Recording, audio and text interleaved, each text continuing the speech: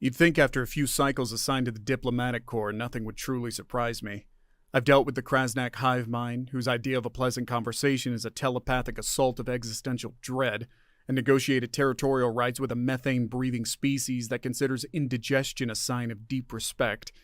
I thought I'd seen it all. Then came the notification about Earth. Death World.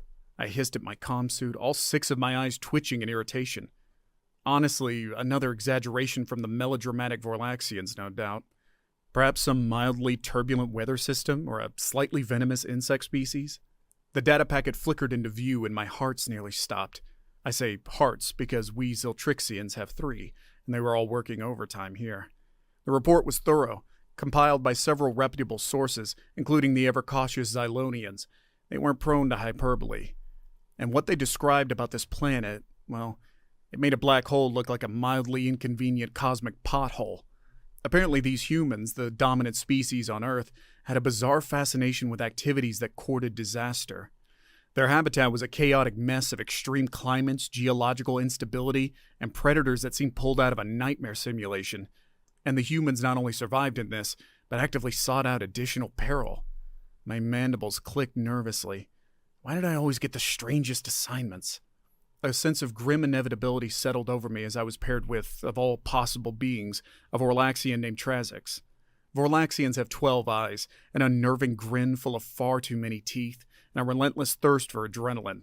In short, they found the Earth report absolutely exhilarating.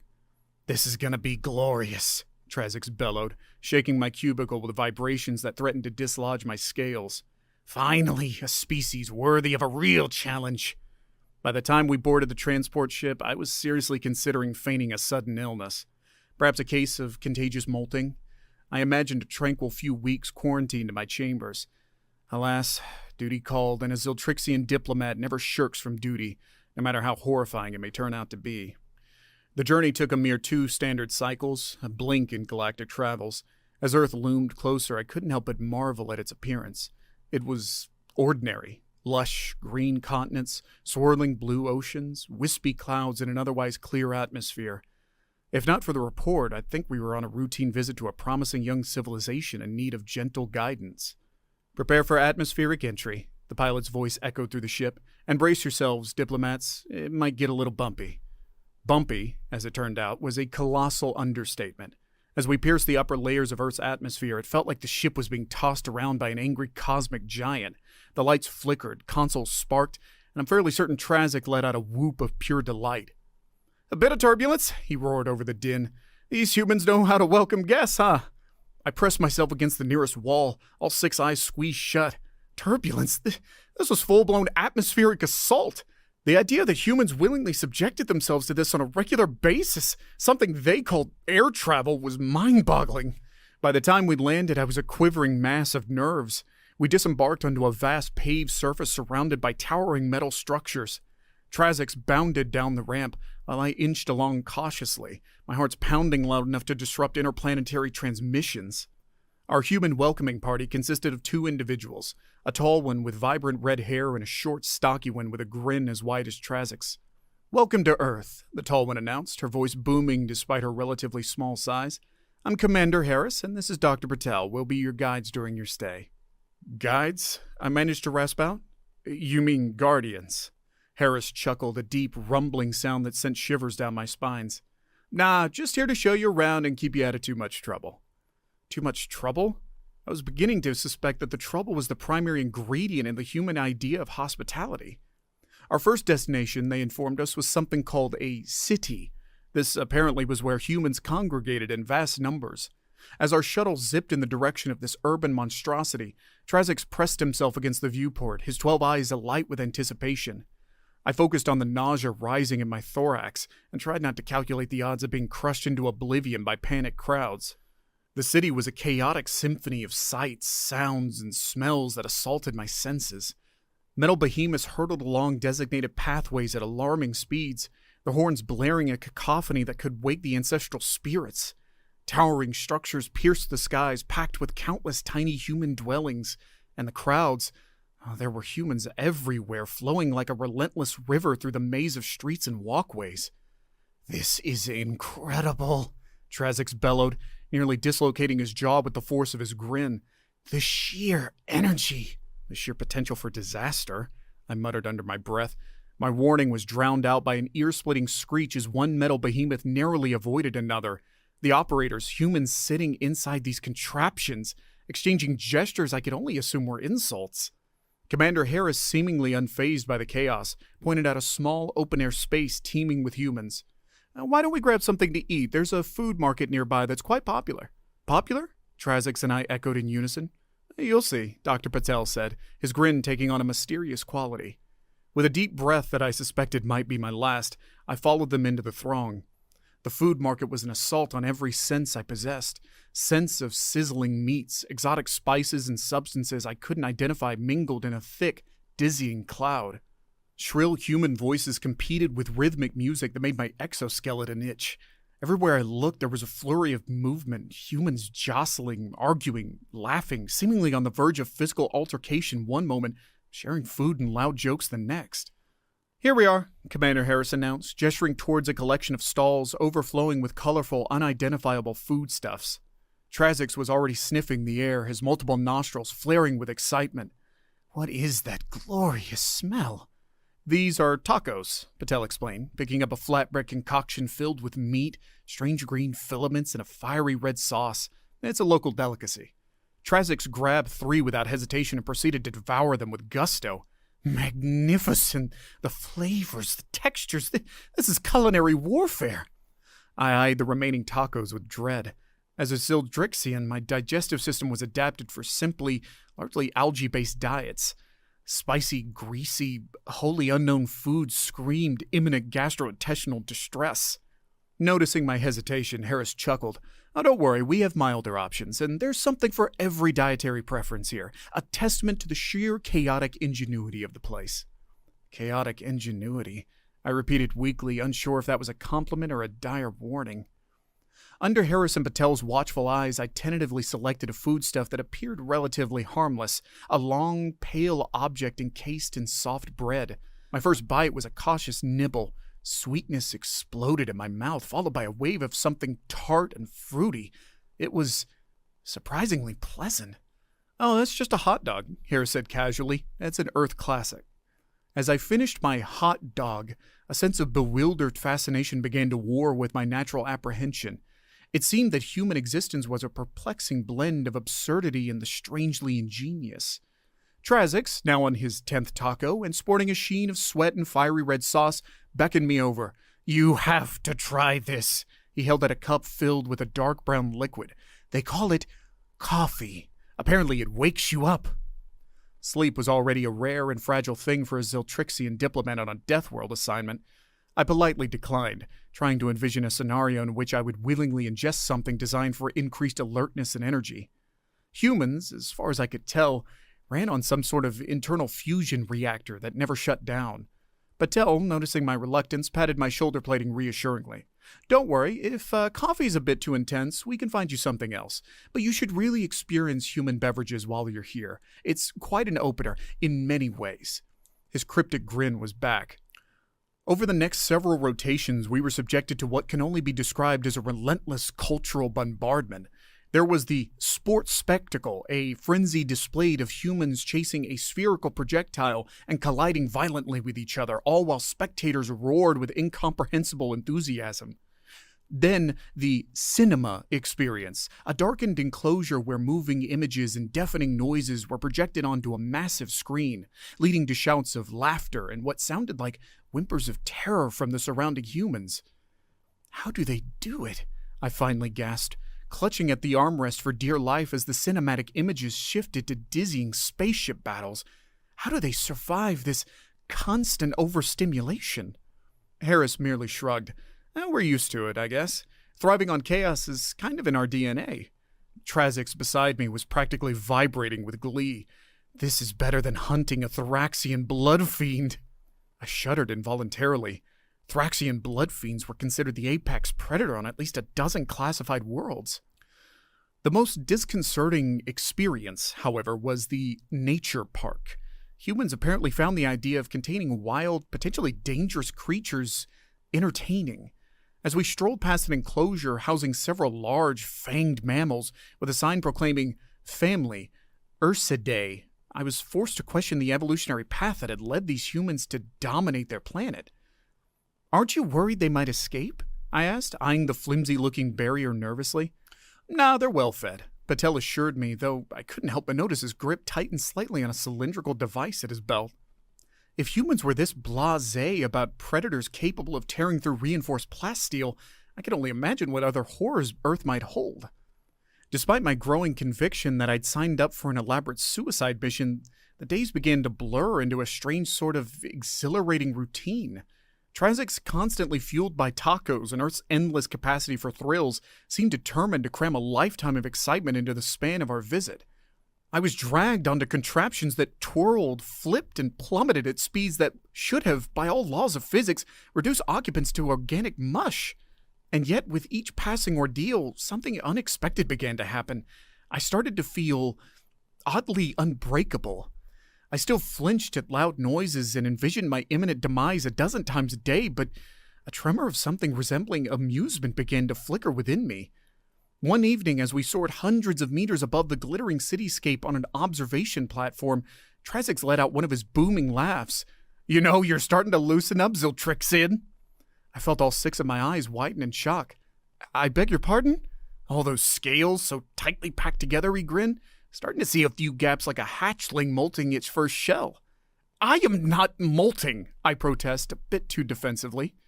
Harrison Patel, who'd been engrossed in a human device that projected miniature images of faraway places, glanced over with identical knowing smiles. "You might not be shedding skin," Harris said, "but you're shedding some of that fear, that rigidity." Perhaps they were right. Perhaps Earth's peculiar brand of insanity was contagious. News of Earth's Death World classification rippled through the galactic community like a shockwave. Interspecies communication channels buzzed with a volatile mixture of horror, incredulity, and a morbid fascination. Delegations from established civilizations and curious explorers flocked to this blue and green anomaly, eager to witness the absurdity for themselves. Earth, it seemed, became the trendiest tourist destination in the known galaxy. Initially, the influx was limited to diplomats, researchers, and those hardy few driven by the lure of the extreme.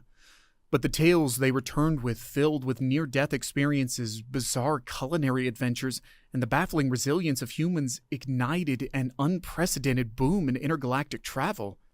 Harris and Patel, now seasoned veterans at handling bewildered extraterrestrials, had their work cut out for them. I, against all odds, found myself volunteering to assist, drawn by a strange mix of civic duty and the perverse thrill of proving myself I wasn't completely unraveling. Trazix, of course, was in his element, having established himself as a tour guide specializing in death-defying adventures. The strangest twist of all was the change within me. The Ziltrixian diplomatic corps prized itself on order, predictability, and the meticulous avoidance of risk. Yet here I was, haggling with a Varaxian merchant over the price of a souvenir replica of a human roller coaster, my heart's pounding with a rhythm that wasn't entirely born out of terror. One day, as I shepherded a group of wide-eyed Xylonians through a bustling marketplace, a feeling washed over me, unfamiliar yet undeniable. It was a feeling of exhilaration, of being vibrantly, chaotically alive. And perhaps, somewhere deep within my thoroughly rattled exoskeleton, a hint of understanding began to dawn. Earth was, without a doubt, a death world, but perhaps, in its own mad, unpredictable way, it was a world that taught you how to truly live. In the grand tapestry of the cosmos, the story of Earth, the unlikely death world, became legend. It was whispered in the shadowy corners of space stations and debated in the hallowed halls of the Galactic Council. No longer seen as merely as a dangerous anomaly, Earth became a symbol, a testament to the relentless adaptability of life and the strange, wondrous ways it could flourish against the odds. For myself, the assignment that began as a potential disaster became a transformative journey. My report on Earth, submitted with trembling mandibles and a reluctantly expanded glossary of human slang, was met with both amusement and a newfound respect. I returned to the Ziltrixian homeworld as a changed being, still cautious, perhaps overly so, but with a broadened perspective on the boundless possibilities of existence. As for Trazix, he thrived, his intergalactic adventure company specializing in Earth-level extreme tours, became wildly successful. Brave, or perhaps foolish, souls from across the galaxy clamored for the chance to hurtle down waterfalls, outsmart volcanic eruptions, and sample the spiciest of Earth's delicacies, all under his boisterous guidance. And Earth itself? Well, it continued being Earth, loud, unpredictable, and teeming with a chaotic energy that seemed to defy all logic. Humans, with their baffling love for danger and their remarkable capacity to adapt, continued to not only survive but thrive on their improbable death world.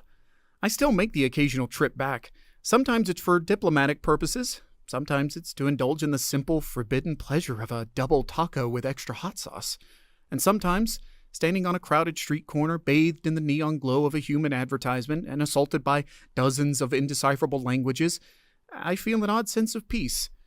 It's the peace of knowing that in this vast, bewildering universe, there will always be a place where the concept of normal is delightfully shattered, and where a cautious Ziltrixian can learn to embrace a little bit of beautiful, improbable chaos.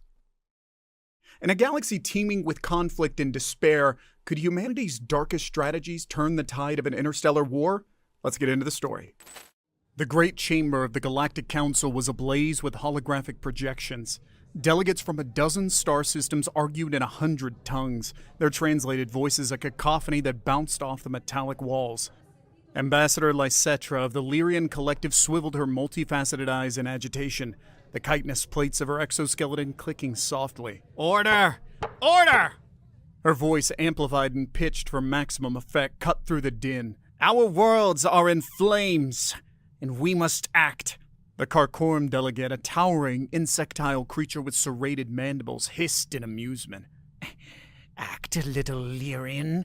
Is that what you call this pathetic display? Your worlds burn because you are weak." A ripple of outrage crossed the chamber. The Lyrians were a peaceful species, known for their art and philosophy, not for war. But they were also one of the founding races of the Council, and their worlds were not accustomed to being reduced to ash. "The Karkorum will answer for this," Lycetra threatened, her voice trembling slightly. The insectile ambassador let out a rasp that served as laughter in his species. "Answer to whom? This council? Your armies are dust. Your fleets are scattered. There is no one left to answer to but us." It was true. The speed of the Karkorum onslaught had been breathtaking, as terrifying as it was strategically brilliant. They had refused to play by the Council's rules of engagement, preemptively striking Lyrian outposts before a formal declaration of war could even be transmitted. Lycetra felt a surge of despair. They had been too slow, too trusting of the peace their Council had worked so hard to build. Now they were paying the price in Lyrian lives. "We are not yet defeated," she insisted. "The Orions fight with the strength of 10. The Valorians still hold their home system." "For now," the Karkorum sneered, "but their time will come, as will yours." His gaze settled on a section of the chamber that had remained conspicuously silent. A curtained alcove set apart from the raised tiers where the rest of the delegates gathered. Inside, shrouded in carefully cultivated shadow, was the delegation from Earth. Humans. "Perhaps your humans will save you," the Karkorum taunted. His voice dripped with derision. Humans were the enigma of the Council. They had only communicated through remote links for the few decades they'd been members, never sending a physical representative to the Grand Chamber. The Council knew little of the bipedal mammals beyond their seemingly average technological prowess and their unsettlingly expansionist tendencies within their own solar system. The humans had always been a wild card, unpredictable. Now it seemed the Council's very survival hinged on their next move. The silence from the alcove stretched painfully longer. Then came a single word, transmitted into the chamber in a low, accented voice, a voice the Council had never heard before. "Perhaps." A ripple of surprise echoed through the chamber. The Karkorum ambassador paused mid-hiss, his mandibles clicking open and shut in confusion. The other delegates stared in a mixture of horror and anticipation toward the curtained alcove. The human voice continued, slow and deliberate. "The Karkorum ambassador is correct. This council is weak. Its protocols, its traditions, these are relics of an age now devoured by war." Lycetra gasped. Never had a delegation, much less the enigmatic humans, spoken so disrespectfully in this hallowed hall. But there was a strange ring of truth to it. Had inaction doomed them all? The Karkorum have played by their own rules, the humans said. Rules written with the blood of your worlds. To answer them, to defeat them, we must cast aside the old ways. We must become something new. A figure emerged from the darkness of the alcove, stepping into the harsh light of the chamber. He was tall for a human, garbed in a simple utilitarian jumpsuit. There were flecks of gray in his close-cropped hair, and his face was weathered, marked with lines that spoke of a life lived outside the comforts of starships and climate-controlled habitats. "My name is General Marcos," he announced, his voice resonating in the vast space. "I speak for Earth." He fixed the Karkorum ambassador with a chillingly calm stare. "I assure you, the Karkorum's time is at an end." A wave of uneasy muttering swept through the chamber. Marcos's words were bold, arrogant even, yet after consecutive Karkorum victories, there was a desperate hunger for such defiance coursing through the assembled delegates. The Karkorum ambassador's mandibles clacked angrily. "Empty boasts, little mammal," he sneered. "Your ships are primitive. Your warriors have never tasted battle on this scale." Marcos offered a mirthless smile. "Primitive, perhaps, but with a brutality you haven't begun to comprehend." He turned towards the rest of the council. "My proposal is simple. Grant Earth full strategic authority, place your forces, your shipyards, and the resources of your worlds at our disposal. In return, we'll show you what real war looks like." Lysatra's multifaceted eyes narrowed. This was madness. To place such trust, such power in the hands of a race they barely understood? But hadn't they already failed by trusting in the old ways? "We cannot," sputtered the Valorian delegate, a stout reptilian wreathed in swirling robes. This is a surrender." "It's a gamble," retorted Marcos, "but a gamble with far better odds than the path you're on now. We've studied the Karkorum. We know how their minds work, their tactics, their weaknesses. Now it's a question of whether you've got the stomach for what we'll have to do." His gaze swept over the council once more. "So the question is simple. Do you want to live, or do you want to die clinging to your precious traditions?" Silence settled across the chamber, a heavy blanket stifling the anxious murmurs. Lysatra felt a knot twist in her gut. To side with the humans was to abandon all she knew, to rewrite the very rules of this galactic society, and yet to reject them was to seal the doom of her world and countless others. The Valorian delegate hissed in indecision, his beady eyes darting between Marcos and the Karkorum ambassador. Even the Karkorum seemed momentarily taken aback by the human's audacity. Finally, a booming voice echoed from the Orion delegation. A warrior the size of a small shuttle encased in gleaming battle armor stepped forward. "The Orion clans have grown weary of this council's inaction," he declared, hefting a heavy, massive energy axe. "We will follow this human. We are born for war, and we thirst for the blood of those who have wronged us." An immediate chorus of hisses and growls rose from the surrounding Orion delegates, a bloodthirsty echo to his sentiment. The Orion fleet, though battered by the Karkorum assault, was still a force to be reckoned with. With their support, the tide of opinion began to shift. Lysatra weighed the risks, her heart pounding against her segmented thorax. The humans were an unknown variable, a desperate gamble, but they were, perhaps, the only gamble left. "Lyria stands with Earth," she declared, her voice rising above the din.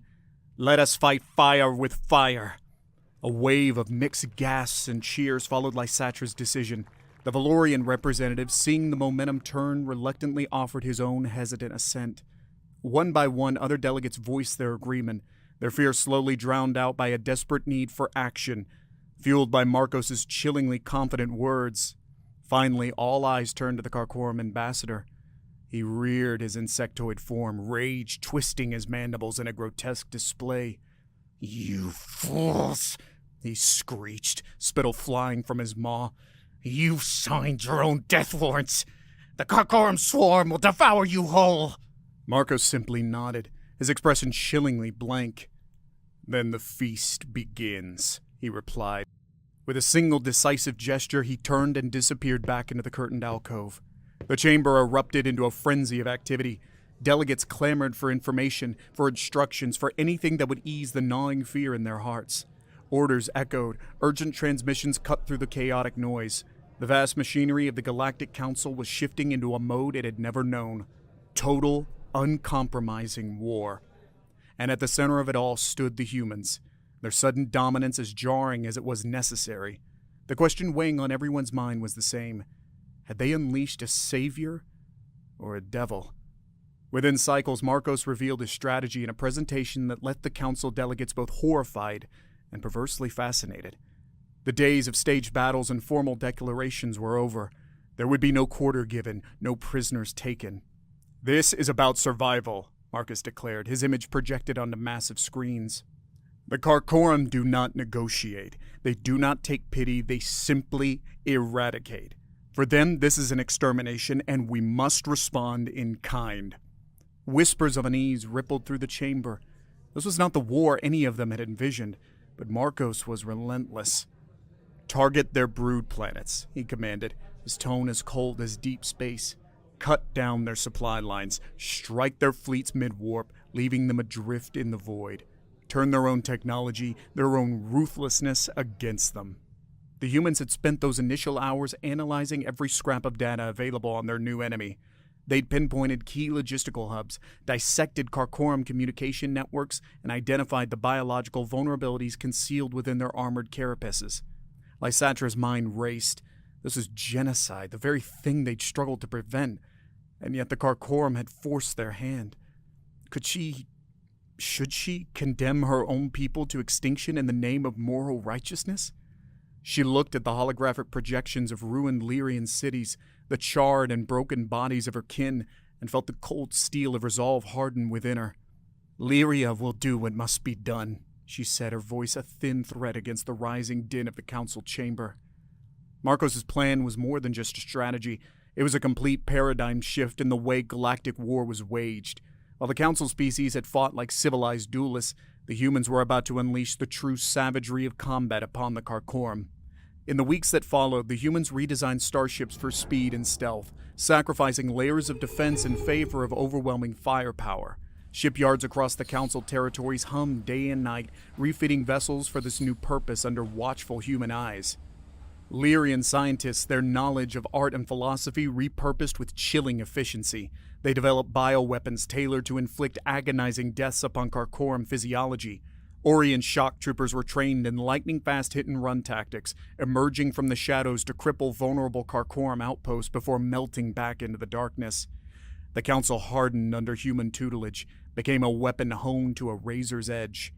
Meanwhile, the Karkorum continued their advance, arrogantly unaware of the dark storm gathering against them.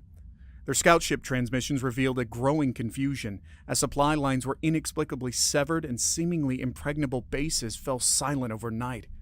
When the human-led counterattack finally commenced, it came not with a flourish and bravado, but with calculated, deadly precision. Karkorum armadas caught off guard were torn apart with shocking ease. Brood worlds accustomed to generations of peace were reduced to toxic clouds. The council races, emboldened by a string of unexpected victories, fought with newfound ferocity. The tide had turned, and it had done so with horrifying speed. News of the battlefield triumph spread like a brush fire through the beleaguered council territories. The initial dread began to melt, replaced by a flicker of desperate hope. Were the humans, these ruthless strategists from an insignificant planet, truly the ones to save a crumbling galactic society? Yet, alongside every victory report came disturbing echoes of the tactics employed. The brutality unleashed matched and, at times, surpassed that of the Karkorum themselves. Some delegates whispered in private of atrocities committed in the name of survival, biological warfare, scorched earth tactics, the summary execution of prisoners. The council chamber, once a place of debate and diplomacy, became a tense war room. Hollow projections of battlefields flashed constantly, and updates came in a relentless torrent, punctuated by the dry, emotionless voice of General Marcos. The humans were winning, yet the cost seemed to grow with each passing cycle. Lysatra found herself caught between the pride of her people's newfound strength and the chilling unease about the monster they had helped create. Had they bartered their principles to save their lives? What would they become once the Karkorum threat was finally eradicated? The Karkorum, caught in the vice grip of the humans' merciless strategy, scrambled to counter these unfamiliar tactics. They rushed to safeguard their brood worlds, pulled back their advanced forces to consolidate their defenses. Yet for the first time in this devastating war, the once invincible Karkorum were the ones reacting, always a step behind their newfound nemesis. As the war shifted in the Council's favor, a new dynamic emerged within its hallowed halls. The humans' grip on the strategic planning was unbreakable. Marcos stood at the center of it, an enigmatic figure who neither sought nor welcomed praise, merely laid out ruthless plans that seemed to ensure victory. Lysatra found herself both drawn to and repelled by the human general. There was a single-minded intensity to him, a chilling clarity of purpose. He made decisions that would have brought ruin to the careers of any other council leader, yet results seemed to vindicate his brutality at every turn. While the delegates argued and debated, though now with far less vigor than before, Marcos simply acted. It was as if he recognized that survival in this new era depended less on consensus and more on bold, even monstrous actions taken without hesitation. This shift in power, though unvoiced, was felt by all. The Council had become less of a governing body and more of a vehicle for the humans' war machine. The Galactic Alliance, once a symbol of peace, was morphing into something darker, more pragmatic. Even so, victories continued to pour in. The Karkorum facing an unexpected ferocity from their prey. They found themselves pinned back, their lines collapsing. For the first time in generations, fear echoed in their communications, an alien concept to this warrior race. It seemed that the humans, these newcomers to the galactic stage, had somehow grasped the essence of the Karkorum better than the races who'd faced this enemy for decades, and they were going to exploit that knowledge to the very brink of annihilation. The war reached its final bloody climax on the moons of Xylara Prime, the Karkorum world. The Council fleets, now a well-oiled machine of destruction under Marcos' direction, closed in like a noose around the once untouchable core of the Karkorum Empire. The moon's bastions, heavily armed in defense of the Brood Queens, became the stage for a brutal conflict. Orion boarding parties swarmed the defenses, their guttural war cries echoing through the corridors of the moon bases. Lyrian scientists, their knowledge of biology twisted into gruesome purpose, unleashed tailored pathogens that sent ripples of agonizing death through the Karkorum ranks. From the bridge of his command ship, Marcos watched the battle unfold, his face a mask of cold determination. The Council had paid dearly for this moment. Entire worlds lay in ruin, fleets were vaporized. Now, it was time for the reckoning. "Transmit this signal," he ordered his communication officer. A series of encrypted codes lanced out from the Council fleet, slicing through space. Hidden deep in the debris field surrounding Xylara Prime, a network of salvaged Karkorum probes reprogrammed by human engineers responded. Targeting systems throughout the Karkorum defense network locked onto their most vital assets, the Brood Queens, hidden beneath the surface of the moons. Marco spoke a single word: fire. Beams of concentrated energy tore through space, striking the moons. The ancient rock fractured, collapsing inward. Deep within the birthing chambers, precious Karkorum queens, the very heart of their species' survival, were incinerated in blinding flashes of light. It wasn't merely a victory. It was annihilation, and with it, the war was over. In the aftermath, a tense silence settled over the Council chamber. Victorious delegates milled about, voices hushed in a mix of awe and unspoken trepidation. The Karkorum, once an unstoppable force, were now a shattered remnant, their surviving forces scattered and broken. Lysatra found herself searching for Marcos amongst the crowd, but the enigmatic general was nowhere to be seen. The alcove where the human delegation resided remained shrouded in darkness. Had the man who had orchestrated this terrible victory simply vanished? Her own species, as with many of the Council races, celebrated their survival, but were deeply shaken. She could feel it in their hushed tones, in their haunted gazes, as though they mourned not just for their fallen, but for something else lost along the way, something vital to the soul of their once peaceful alliance.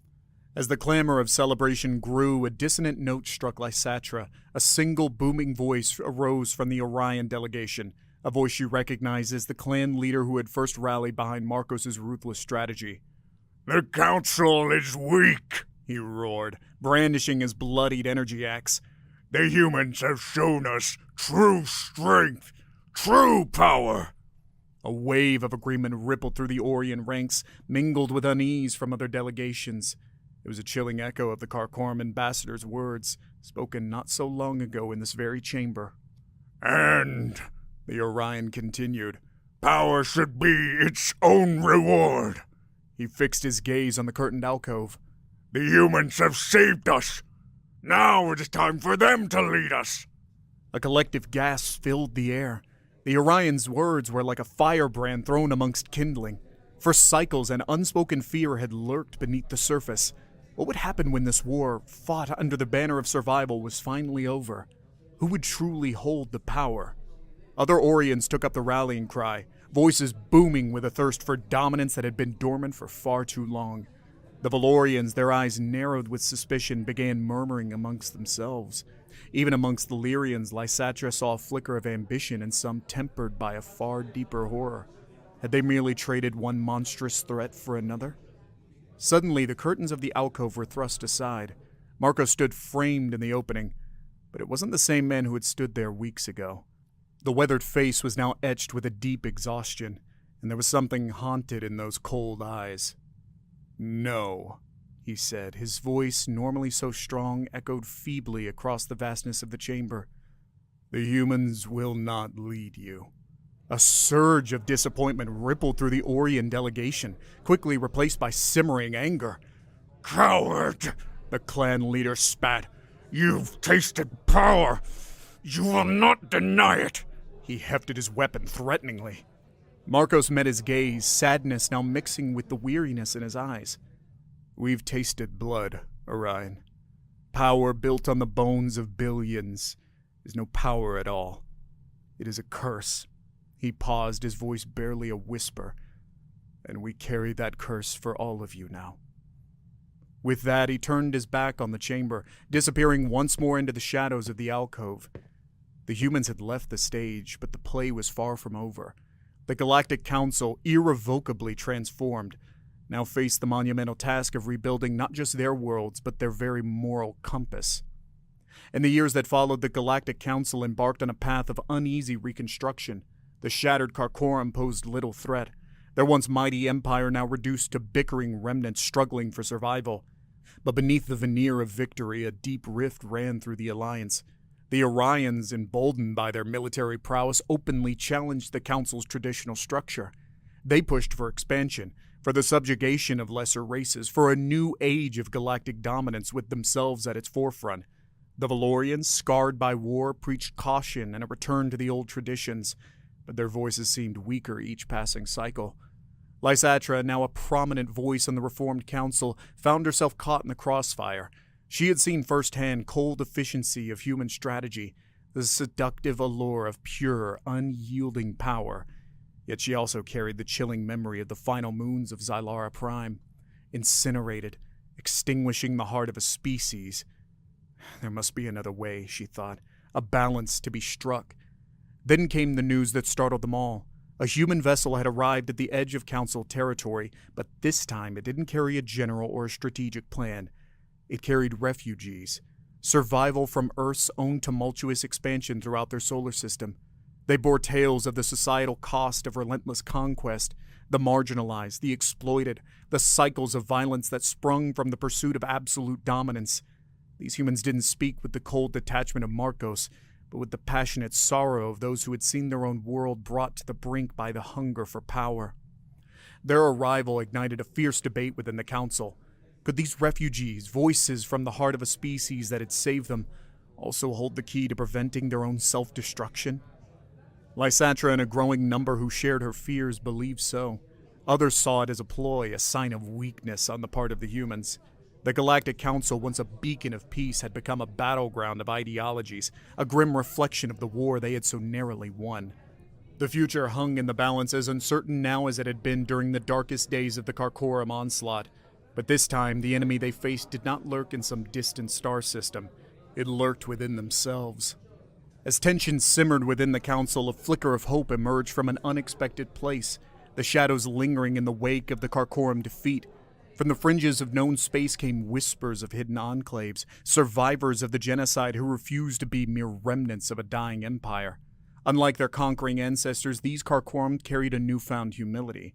Ravaged, their numbers depleted, they'd tasted the bitterness of near extinction and rejected the path of brutality that had led them there. They sought not dominion, but coexistence. At first, the offer was met with disbelief, even outright hostility. The Orions bayed for their blood, a final act of vengeance to complete the war General Marcos had ended. Others, like the Valorians, urged caution, their trust in any species shattered by the devastating conflict. Lysatra saw an opportunity, a bleak echo of their own journey from blind pacifism to the blood-soaked tactics of the humans. "Change can be forged in the fires of defeat," she implored the council. "We became what we had to be to survive. Perhaps they can do the same." Against all odds, a delegation was sent, Lyrian, Valorian, and surprisingly human, drawn from the refugees who ignited such a debate. What they found amidst the ruins of shattered worlds was not an army in hiding, but a shattered people struggling to reimagine their identity. The negotiations were fraught, haunted by the ghosts of a war still raw in the collective memory. Yet there was a shift, a recognition in the eyes of the few surviving Karkorum elders. It mirrored the turmoil the rest of the council now grappled with, the choice between vengeance and a future built on uncertain grounds. The turning point came not through grand speeches or impassioned pleas, but through the quiet resolve of a young Karkorum female, one who had lost her broodmother to the moons of Shylara Prime. "I will not raise my offspring to hate," she declared, her voice trembling but clear. "The cycle must end." The Karkorum delegation offered a historic concession. They would dismantle their remaining war fleets, open their territories to strict council oversight, and dedicate the resources to rebuilding devastated worlds. It was a gesture built on desperation and faith, a gamble that the council, having tasted the darkness within itself, wouldn't merely take revenge in another form. The council chamber was in turmoil. To the Orions, it was an act of weakness, a betrayal of those who had died at Karkorum hands. Others saw it as foolhardy, believing the Karkorum were merely feigning repentance, waiting to strike again from a position of feigned vulnerability. It was a human from the refugee delegation that broke the deadlock. An elderly woman, her face etched with a lifetime of loss, stepped forward. "We know what unchecked hunger for power does," she said, her voice hoarse. "To ourselves and to others, we have paid the price for it." She looked around the chamber, her gaze settling on the Orions with their defiant postures, and then on the hesitant Valorians. "Are you going to become the monsters you fought?" she asked. "Or are you going to build something better?" The silence that fell was deafening. Finally, Lysatra rose, joining the human woman. "We are all scarred by war," she said, her multifaceted eyes reflecting the weary faces around her. "But scars can fade. We must choose whether to let them harden our hearts or to let them remind us of the path we must not walk again." One by one, other delegates joined them, their voices forming a tentative chorus of agreement. The Orions, outnumbered and grudgingly outmaneuvered, were forced to concede, and so the Galactic Council, forged in peace and tempered in the fires of war, took its first uncertain steps towards a future where reconciliation might outshine revenge as the ultimate act of strength. It was a victory far more tenuous and far more precious than any Marcos could have orchestrated on the battlefield. The years turned into decades, and the reformed Galactic Council became a testament to the enduring power of fragile alliances. The humans, true to their words spoken in the wake of war, faded from the galactic stage. Their ships rarely ventured beyond their solar system. Their focus turned towards healing their own internal divides. Earth became a place of pilgrimage for those seeking to understand the delicate balance between strength and self-restraint. The Karkorum, under watchful eyes, slowly rebuilt, their new generations raised on stories of devastation rather than conquest. They chose a different path. They became renowned for their skills in bioengineering, their knowledge of destruction repurposed to heal ravaged worlds and mend the scars of war. The Orions grudgingly accepted the new order. They retained their warrior spirit but channeled it into the protection of the Council's borders, their strength serving as the shield rather than a spear. Lysatra, now an elder stateswoman, devoted her life to ensuring the Galactic Council never strayed far from the lessons learned in the War of Annihilation. The specter of Marcos and his ruthless strategies was never forgotten. Hollow recordings of his declarations remained locked in the deepest archives of the Council, a perpetual cautionary tale. There would always be those who whispered of the necessity of his tactics, who saw unchecked power as the surest path to security. But there were more who spoke of the survivors from Earth, of the quiet resolve of the reformed Karkorum, and of Lysatra, whose multifaceted eyes had seen both the abyss of war and the tenuous hope of something better. And so the Council endured, a patchwork of fractured alliances constantly tested and mended. For in a vast galaxy filled with the echoes of conflict, true peace was an unachievable ideal. The best they could hope for was the courage to navigate between war and ruin, to forever strive for the day when the words, "When humans joined the war, it was over in hours," became the dark chapter of history, and nothing more. Have you ever imagined a primitive world surprising a technologically superior alien cruiser with unforeseen might? Let's get into the story. The XT-97 cruiser shuddered as it breached the planet's upper atmosphere. Commander Velrak hissed in satisfaction at the sensor readings. Habitable, moderate gravity, a biosphere teeming with exploitable resources, and best of all, a weak, localized energy signature indicating a single underdeveloped settlement. "Scan complete, Commander," chirped subordinate Lisk, his thin voice crackling through the bridge comm. "Target settlement matches established templates for early-stage civilizations."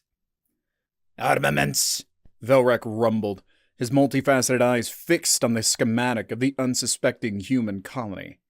"Primarily kinetic projectile weaponry, Commander. Large, bulky platforms, low velocity, easily diffused by standard shielding." A dismissive trill escaped Lisk's mandibles. "A pathetic display by any advanced species." Velrak curled a thin, rigid tentacle in agreement. These primitive creatures wouldn't know what hit them. Even their distress signals would never reach another star system before the XT-97 completed its civilizing mission. "Hail them, Lisk," The commander ordered. "Let them understand the futility of resistance." Lisk chirped and began tapping into the universal translator matrix. A moment later, a booming, synthesized voice echoed across the human settlement's crude comm frequencies. "Attention, primitives of this world. You stand in violation of the Gilles Expansive Compact. Surrender your settlement, and you may be spared extermination." The human response was slow. Then, to Valrak's irritation, it crackled faintly over the comm line as a burst of laughter. "You hear that, Rusty?" A gruff, accented voice echoed. "They want us to surrender." Another voice, younger, tinged with awe, replied, "I'm patching visuals through to the bridge now, Commander." On the main screen, the image resolved, a grizzled human, a crude datapad in his hands, standing amidst what appeared to be the settlement's command center. Another human crouched beside him, adjusting lenses on a bulky optical device. "Hold on, you pompous bastards," The grizzled human drawled into his primitive comm device. "Let me get a good look at you." The screen flickered again, this time resolving into a warped, fish-eyed view of the XT-97. Commander Velrak reflexively curled a tentacle in disgust. These primates were even more aesthetically displeasing up close. Rusty, get me a munitions readout on those, things," The gruff human barked. "Targeting solutions locked on all visible hostiles," A new voice replied, crisp and far too calm for someone facing imminent annexation. Velrak straightened, antennae twitching in a mixture of amusement and mild affront. "This creature dares threaten us. Open the channel, Lisk. I shall enlighten it on the true meaning of power." His words echoed across the human command center, delivered in a synthesized approximation of their barbaric tongue. Your defiance is noted and deemed futile. Our energy shields render your crude projectile weapons obsolete. This conflict has but one logical outcome. Yeah, we get it, yeah. The grizzled human interrupted with a dismissive wave of his hand. Big guns, fancy shields, blah, blah, blah. How about this? You fire first. Let's see how obsolete these guns really are. Velrak chittered in genuine laughter. Lisk mirrored his mirth. Had these creatures gone truly mad in the face of overwhelming force? So be it, Velrak boomed. Prepare a low-intensity pulse. Disable their primary structure. A wave of his tentacle sent Lisk scurrying to the weapon controls. A focused energy beam shimmered to life at the bow of the XT-97, a brilliant lance of emerald green that slashed towards the heart of the human settlement. It struck their main command building squarely and did nothing. The humans watched the course-skating energy field shimmer and dissipate against the crude, blocky structure. Commander Velrak blinked all 6 of his eyes, unsure if his visual receptors had malfunctioned. Commander? Lisk's voice was a thin chirp of confusion. The shielding appears, inert. No energy transfer of any kind. Impossible! Velrak's bellow echoed across the XT-97 bridge. Cycle the emitters! Increase the power amplitude! Again, the crackling green bolt lanced forth. Again, the results failed to match expectations. No scorching blast marks, no overloading circuits, not even a flicker of the human's crude lights. On the main view screen, the grizzled human let out a low, humorous chuckle. His weathered face tightened into a scowl. All right, boys, he barked. Let 'em know why you don't bring a pea shooter to a railgun fight. Hi, sorry to interrupt the story, but a lot of you who are listening right now aren't actually subscribed. It's completely free and allows our stories to pop up on your feed much more often. If you're enjoying the story, please consider clicking the subscribe button underneath the video right now. Back to the story. The younger human beside him, the one who had controlled the optical feed, grinned wildly. "Oh, with pleasure, sir!" His fingers flew over a chipped, worn control panel with practiced ease. Commander Velrak opened a comm channel, intending to bellow an enraged threat, when an odd droning sound cut through the bridge. It rose rapidly in pitch, an ear-splitting whine that seemed to shake the very hull of the XT-97. He glanced wildly around, searching for the source, just in time to see a glint of light streaking toward the cruiser. Velrak's eyes widened. The primitive projectile was impossibly fast, a blinding speck against the dark veil of space. It struck squarely. The strike was utterly soundless, the impact visible only as a momentary distortion in the cruiser's shimmering energy shields. Then, the distortion bloomed outward. The flawless integrity of the shield collapsed, warping inwards. For the briefest second, it seemed as if the very fabric of reality buckled before a yawning hole erupted in the hull of the XT-97. The bridge erupted into chaos. Alarms shrieked in dissonant tones, and flashing lights painted the crew consoles in a riot of crimson and amber. Consoles exploded, showering Lisk and the other Gilles crew with debris. Velrak himself was thrown from his command chair, tumbling across the tilting deck. Miraculously, the ship held together. Secondary systems kicked in, sealing breaches, desperately rerouting power. Velrak scrambled to his feet, a hiss of pain escaping him as one of his tentacles scraped against exposed sparking circuitry. "Damage report!" he roared, cutting through the din of alarms and panic cries. "Primary shield generator offline!" Lisk chirped, his voice edged into a panicked trill. "Massive hull breach on decks 3 and 4! Life support failing in multiple sections!" Another blinding speck flashed in the viewports. This time it punched straight through the aft auxiliary engine pod, the projectile emerging in a shower of vaporized metal and shredded circuits. The XT-97 shuddered, the rear section erupting in a brilliant flare of exploding plasma. "Commander?" The younger human's voice filtered through the comms, laced with an odd mix of awe and excitement. "That was a tungsten slug at 10% of light speed! How's it taste?" Velrex stared in horror at the dissipating debris field, once a vital part of his pristine cruiser. Their intelligence had been fatally flawed. These weren't bulky platforms or low-velocity weapons. Each was a planet killer in miniature. Evasive maneuvers!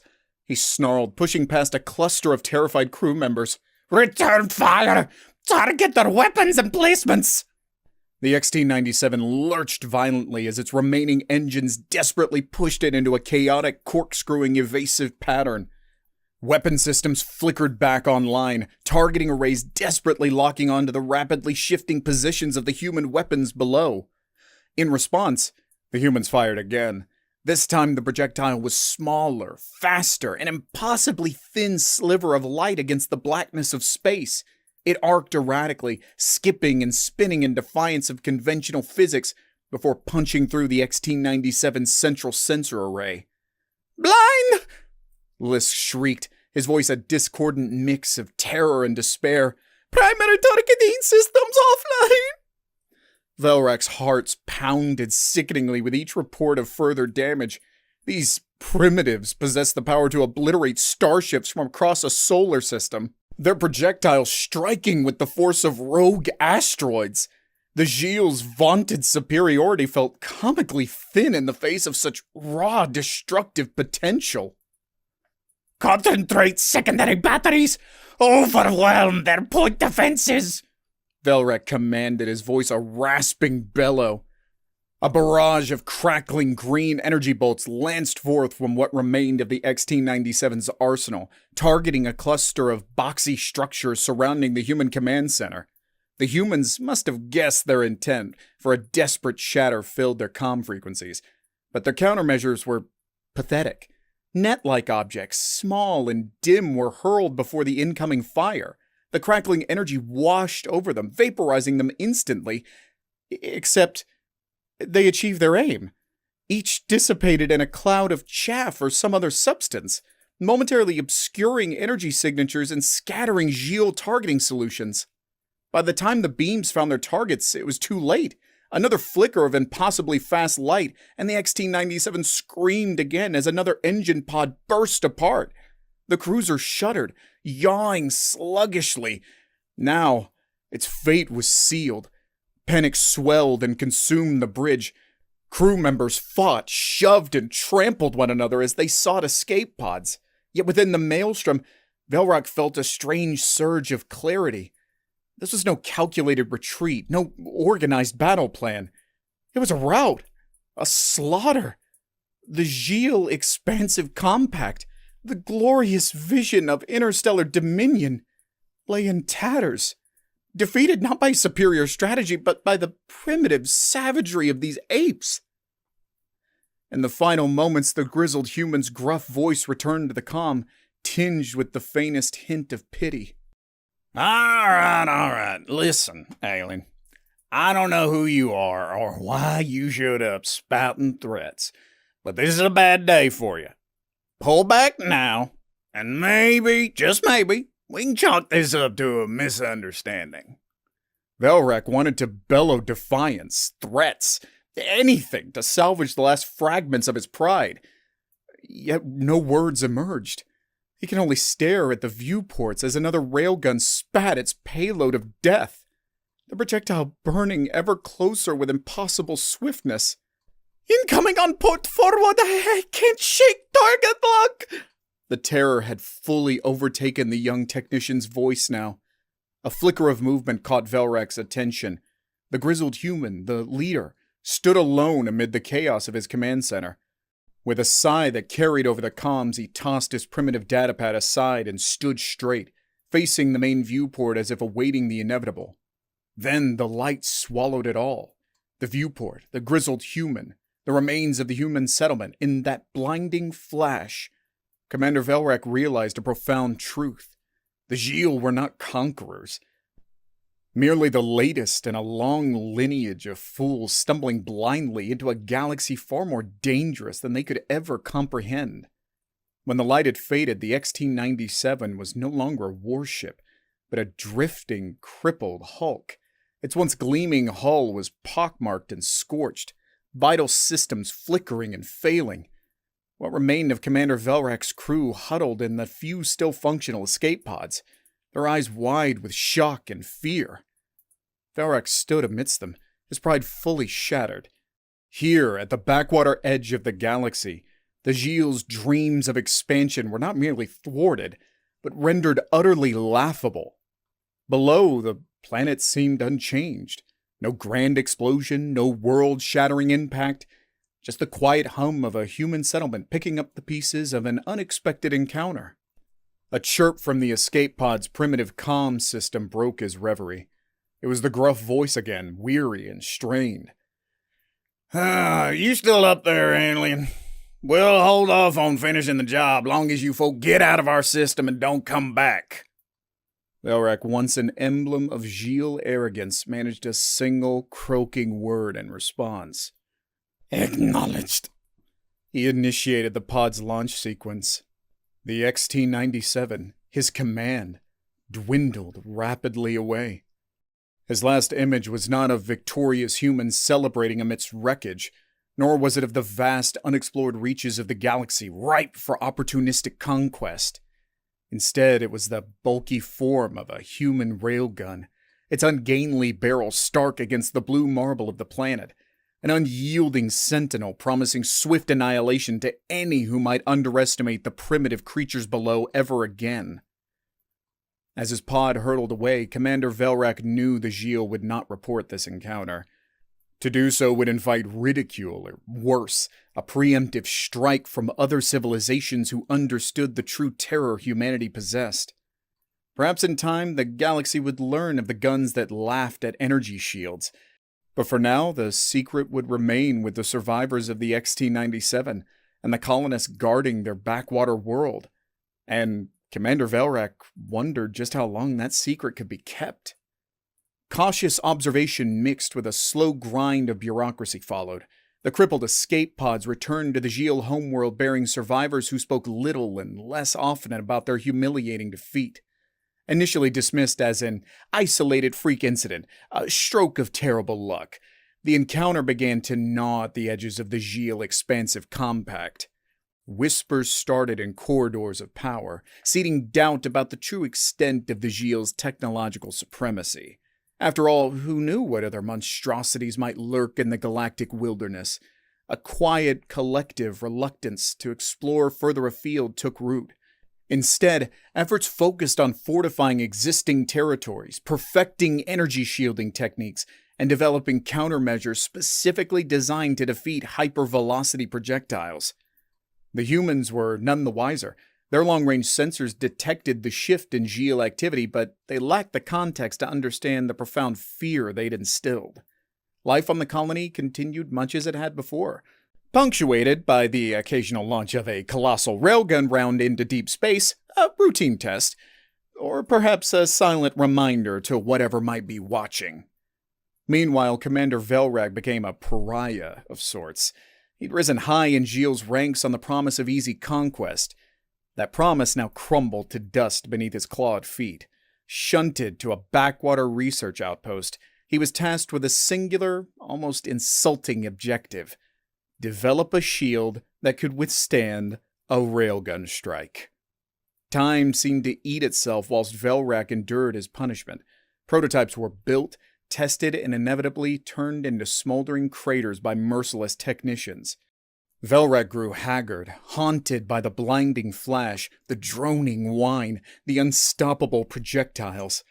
He began to suspect the task was not merely difficult, but impossible.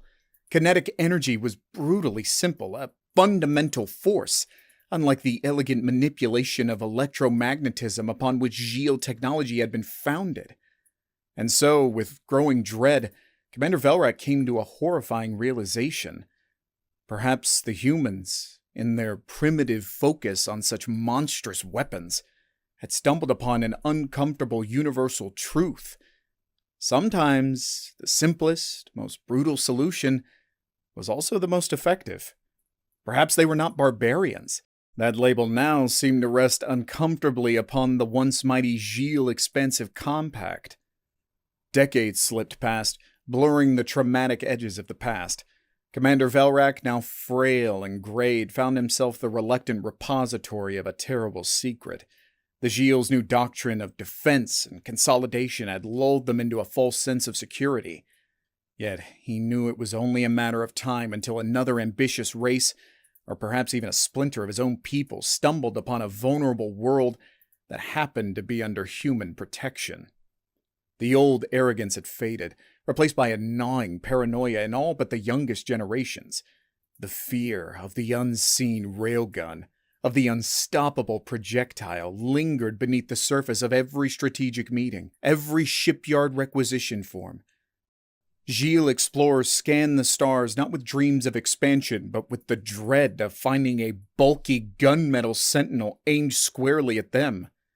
The humans, in their obliviousness, continued to thrive. Their colony grew, transforming into a recognized, though isolated, outpost. Trade delegations from other, more cautious species arrived, bearing gifts of advanced technology in exchange for tales of the legendary railguns. None dared to encroach too closely, for the stories echoed down the years, gaining a mythic quality. The monstrous weapons, the laughing defenders. The alien ship punched through and through. Velrak, nearing the end of his lifespan, made a desperate decision. Using back channels and coded transmissions, he reached out to the human colony. The message was brief, devoid of titles or formalities. You must warn the galaxy. Shield technology is useless against your weapons. Do not share your secrets. We made a terrible mistake, and others will too. He received no response, doubted he ever would. It was not in the nature of humans to understand the fear they now held over an entire interstellar civilization. Perhaps they would brush it off as nonsense or assume a trick. Yet the message alone brought Velrak some measure of solace in his final days. When the end came, he passed away not as a proud commander, but as the harbinger of a chilling truth.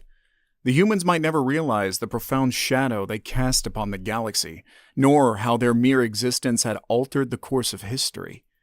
Perhaps it was better that way.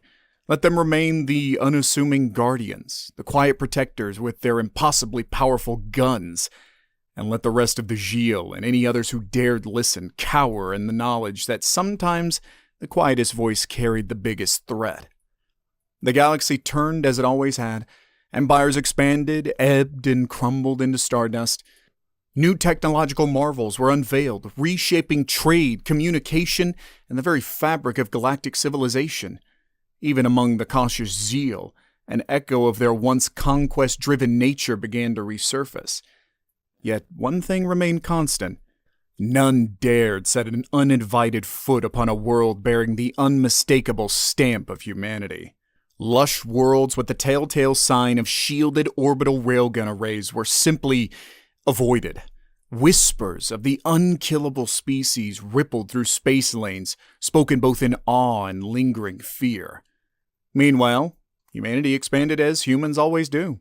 Additional colonies were established, trade routes bloomed, and a slow but undeniable respect began to spread for these unique and unexpectedly formidable beings. It wasn't the sleek starships or sophisticated energy manipulation that caught the galaxy's attention. It was the ungainly railguns, those planet-cracking behemoths that roared across the light years. Of course, there were those foolish enough to test the legend. Pirate raiders driven by desperation or greed would sometimes descend on a fresh, unprotected human outpost, and the outcome was always the same. The lumbering railgun turrets would awaken, their targeting solutions precise, their hyper-velocity projectiles would roar into the void, and the raiders would cease to exist. In the corner of a bustling spaceport on a world far removed from the original human colony, a young Gilles officer listened intently as a grizzled human mercenary recounted such a tale over a glass of acrid liquor. Dumb bastards thought we were easy pickings, the merc chuckled, his voice still rough with the edge of combat. Didn't even get a shot off before the railguns lit 'em up like fireworks on festival day. The Gilles officer, a product of the new cautious generation, shuddered. He'd heard these stories before, of course, but there was something chilling in the merc's casual tone, the utter certainty. As the night wore on and the drinks flowed more readily, the merc leaned in with a conspiratorial whisper. "I'll tell you something, friend," he slurred. "Those railguns ain't the worst thing those folks have hidden away. You see, once they figured out how to punch holes in starships, well, let's just say they got creative." The Gilles officer did not inquire further. He didn't have to. The fear buried deep in the collective Gilles unconsciousness was enough. He finished his drink, paid his tab, and stepped out into the neon-bathed streets, casting a wary glance up at the star-strewn sky. Somewhere out there, the humans hummed along with their lives and their planet-killing weapons. For now, they were protectors, however unwitting. But the universe was a fickle mistress, and the officer couldn't shake the feeling that one day the guns might be turned outward, aimed not in defense, but towards a new horizon. And if that day ever came, the Gilles and the entirety of the galaxy could only hope they would be on the right side of the barrel. In a universe where humanity is seen as the underdog, could our resilience and ingenuity turn the tide against a mighty galactic empire? Let's get into the story. The human representative shuffled into the throne room, his head bowed. Polished chrome floor stretched towards the distant dais where the emperor reclined, a hulking insectoid creature adorned with iridescent plates of chitin. Even the air seemed thick with disdain, a tangible reminder of humanity's precarious place in the grand hierarchy of the galactic empire. "You come bearing us tribute?" The emperor's voice buzzed, translated mechanically through the representative's implant. "Yes, exalted one." The human swallowed the bitter taste of those words. Crates piled beneath the room's vaulted ceiling held not riches or exotic technology, but the raw materials that fueled the Empire's war fleets. Earth was not a partner, but a mine to be exploited. But what the Empire didn't know, couldn't know, was that humanity hadn't spent the long centuries since their uplifting wallowing in despair. There were other mines scattered among the system's barren moons, other tributes paid. For decades, generations, humanity had played the part of the lowly, outmatched newcomers. Their true labor unfolded in the absolute secrecy of the orbital shipyards. There, Earth's finest scientists and engineers, fueled by memories of subjugation, poured their genius into creating the unthinkable. Every ounce of scavenged resource, every stolen bit of alien tech had been painstakingly bent to one purpose. Captain Alexander Hayes stood on the bridge of that purpose, a ship so vast it dwarfed any dreadnought in the Imperial fleet. The Invictus was Earth's ace in the hole, a dagger hidden up humanity's sleeve. Soon, it would be plunged into the heart of their oppressor. "Captain," his second-in-command whispered. "Imperial sensor sweep, standard pattern. They suspect nothing." Hayes smiled, a sliver of cold satisfaction in a face usually set in a mask of subservience. "Good. Let them keep looking at the hands while we draw the knife." The jump drive whined, the stars smearing across the bridge viewport. The Invictus materialized at the edge of the Arcturus system, a vital trade hub for the Empire. Hayes watched the massive Imperial station, a metallic leviathan teeming with activity. "Comms, hail them," he ordered. His voice held no hint of supplicant, only the steel of command. "Imperial Station Arcturus, this is United Earth Freighter Odysseus. A malfunction has forced us to divert. Requesting emergency docking authorization." The comm officer, a bright young-eyed man barely out of the academy, looked up in surprise. The standard protocol called for groveling pleas and layers of bureaucracy. Hayes met his gaze squarely. The officer cleared his throat. "Aye, Captain," he said, a spark of defiance in his tone. The comm crackled with static, then the clipped voice of a station administrator. "Odysseus, explain this deviation.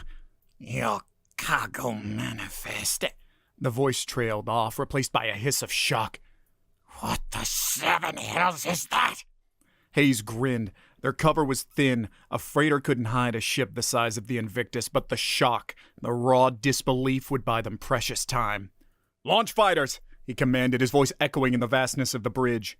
Hangars disgorged sleek starfighters, their plasma engines flaring bright. "Captain!" the sensor officer shouted. "Massive energy surge from the station! I'm reading weapons spin-up!" "Too late," Hayes murmured. The Imperials had seen through the ruse, but not fast enough. Target their defenses, but focus on crippling. We're not here for a slaughter. He turned to the ship's AI interface. Invictus, is the jump drive charged? A cool, almost amused female voice responded. Jump systems are ready, Captain. Destination? His gaze swept the distant blue marble of Earth, a symbol of both oppression and quiet determination.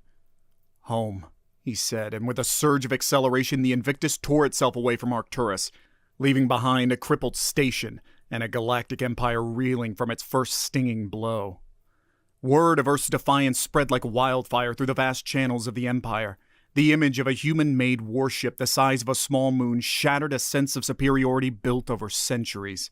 The Emperor, first amused by the notion of resistance, now writhed in fury. Fleets scrambled, vast armadas meant for conquest now forced into defensive postures.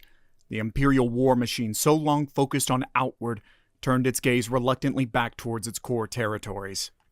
Meanwhile, the Invictus was a ghost. Each strike followed the same pattern, a flash of light, a brief flurry of battle near a strategic Imperial target, then vanishing before reinforcements could arrive. The ship was a scalpel, not a bludgeon, each raid precisely calculated to inflict maximum damage and disruption. On Earth, the mood was electric. After so long bending the knee, humanity's newfound boldness brought defiance simmering to the surface. But Hayes, back in the hidden shipyards, tempered celebration with caution. They're adapting, he told his bridge crew, their faces illuminated by flickering holographic displays. The next strike will be harder, bloodier. He was right. The ambush came near the Epsilon Eridani system, a key staging ground for the Empire's fleets. This time, the Imperials were waiting. Corvettes spitting missiles and starfighters weaving through the Invictus's flak screen. The mighty carrier shuddered, its shields shimmering under the onslaught. Hayes gritted his teeth. Evasive maneuvers! Focus fire on those corvettes! Take out their eyes! The Invictus was designed for overwhelming firepower, not agility. Each turn was ponderous, a lumbering giant trying to swat at flies. But the ship's designers had anticipated this. Buried deep within its hull were the labs where Earth's most brilliant minds had defied the limitations of known technology. Experimental teleportation matrix is online, a voice crackled over the comms. Activate! Hayes barked. Get us the hell out of their kill zone! The Invictus shimmered and then reappeared half a system away. The enemy ambush now a distant flicker of explosions. A collective sigh of relief swept the bridge, quickly replaced by grim determination. The teleportation matrix was a trump card, but it was unstable, unpredictable, a testament to humanity's quiet desperation more than their technological prowess. News of the teleportation matrix reached the Emperor himself. Even amidst the rising tide of human rebellion, it was a development that defied all expectations. The insect monarch, once dismissive, now paced his gleaming throne room, his advisors a terrified chorus around him. These primates, they defy all logic, he screeched, his segmented limbs twitching with agitation. They were barely mastering fire when we brought them into the galactic fold. Exalted One, a wizened admiral ventured. Perhaps they hid their progress, feigned weakness, while their true potential grew. The Emperor hissed, anger rising alongside a chilling sliver of fear. If so, then we have grievously underestimated them. Assemble the Grand Fleet. We will crush their homeworld, burn it to ash until not a single human remains. They will learn the true price of defiance. Aboard the Invictus, the crew wasn't privy to the Emperor's plans, but the shift in the Empire's tactics was undeniable. Strikes that were once hit and run were now becoming protracted, desperate battles against vastly superior numbers. Hayes spent sleepless nights on the bridge, plotting courses, analyzing data, a knot of tension ever present in his gut. One such night, as exhaustion threatened to overwhelm him, a figure emerged from the bridge's shadows. Dr. Amelia Sato, the architect of the teleportation matrix. Captain. Her voice was soft, but her eyes burned with an intensity that eclipsed her frail frame. I think it's time. Hayes frowned. Time for what, Doctor? She stepped closer, her small hand gripping a crystalline data shard. The Matrix. It was never meant for ship-to-ship jumps. That was just a stepping stone. We forced the tech to do something it was never designed for. And what was it designed for? Hayes asked, a prickle of unease down his spine. To move weapons. Powerful ones. A ghost of a smile twitched at her lips. Think of it as delivering a mailed fist right to the Emperor's doorstep. Hayes stared at the data shard, the hum of the Invictus surrounding him like a shroud. Sato's plan was outlandish, borderline suicidal, and yet it sang with the same quiet defiance that had built this gargantuan ship in the first place. "Payload?" he asked, his voice hoarse. "Matter destabilizer," Sato said. "Theoretically, it should trigger a cascading reaction, ripping apart a sizable chunk of a planet's crust. The teleportation matrix gives us the precision." The silence that followed echoed louder than any explosion. Delivering a blow like that to the very heart of the Empire, it could end this war in one blinding flash and countless Imperial lives with it. "And Invictus?" Hayes asked, the fate of his ship, his crew hanging heavy in the air. "The ship, it might survive the jump." Sato's voice was barely above a whisper, fraught with a mix of scientific calculation and sorrow. "Or it might not. But it will buy us time, distract them, pull their fleets away from Earth." Hayes looked out the viewport. That blue jewel, their home, shone back at him, a silent testament to the billions of lives depending on his decision. He wasn't just a captain anymore. He was the bearer of humanity's desperate, improbable hope. "Prep the Matrix," he said, his voice steel hard, a captain's voice once again. "And call all hands to the bridge. They deserve to hear this face to face." As the crew assembled, their faces a mix of fear and determination, Hayes laid out the truth. No sugarcoating, no false promises. When he was done, the bridge was thick with a silence born of impossible choices. A young pilot, barely more than a girl, raised a shaky hand. "Captain," she said, her voice breaking slightly, "I joined Earth's defense to fight, not—" She trailed off, unable to say the words. Hayes stepped towards her, his weathered face etched with both understanding and necessity. "We all did, Ensign. And some fights can only be won by becoming the thing you most despise." He paused, letting the words sink in. "But make no mistake, this is our chance to end it, to secure a future where nobody has to make this choice ever again." The Invictus cut through space, its course set for the core of the galactic empire. The mood on the bridge was a strange mix, tension coiled tight, punctuated by bursts of dark humor, quiet confessions, and shared memories of lives left behind on Earth. Hayes, usually a pillar of stoicism, felt the unfamiliar touch of pre-battle jitters. Sato, however, moved through the ship with relentless energy, triple-checking calculations, muttering to herself in a stream of consciousness that belied her brilliance, and perhaps a touch of madness. The Invictus materialized above the Imperial capital world. Alarms shrieked across the bridge as a swarm of fighters launched from the planet's defenses, rising like angry wasps towards a gargantuan intruder. "Focus fire on the defenses!" Hayes ordered, his voice echoing in the vastness of the bridge. "Weapons, prep the payload. Sato, give me a status!" "Teleportation matrix is at 80%, Captain. Almost there," she replied, her voice tight but steady. A Corvette blazing with the arrogant symbols of the Empire pierced through the fighter screen, its lasers finding their mark. The Invictus shuddered, shields flaring. "Invictus, report!" "Structural damage on decks 8 through 12, came the damage control officer's strained voice. "Non-critical, but, Captain, they'll whittle us down if we don't act." Sato straightened, her eyes blazing. "Matrix is charged. Target coordinates locked. Payload armed." Hayes glanced at the main view screen, the capital gleaming below, a symbol of the Empire's power and its arrogance. "Do it," he said, the word a heavy weight in his mouth. A flicker, a subtle distortion of space around the ship, and then silence. The Invictus hung in the void, fighters wheeling around it in confusion. The planet unharmed. What happened?" Hayes muttered, his heart a frantic drumbeat in his chest. I don't know." Sato was a ghost of herself, staring at her terminals in disbelief. "The Matrix, it malfunctioned." A sickening wave of despair crashed over the bridge, but before it could consume them, the sensors went wild. "Massive energy spike directly below!" the officer shouted. The space around the Invictus warped, twisting out of shape. Then, like a bubble bursting, a chunk of the planet erupted into the void. Not an explosion, but something far stranger. Molten rock and shattered crust spiraled outward, a grotesque parody of a celestial birth. "By all the stars," Hayes whispered. The teleportation hadn't failed. It had worked exactly as designed, sending the planet itself tearing apart from within. The Imperial fighters scattered in a panic, all thoughts of attack forgotten as their gleaming capital world began to disintegrate before their eyes.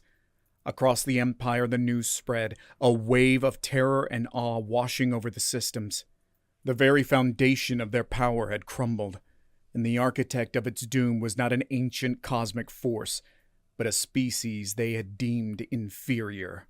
The war, however, was not yet won. The Empire, vast and furious, lashed out. Earth became the focus of their desperate rage. Fleets converging on the small blue world, the Invictus fought valiantly, buying time as Earth's orbital defenses scrambled, their guns blazing against the onslaught.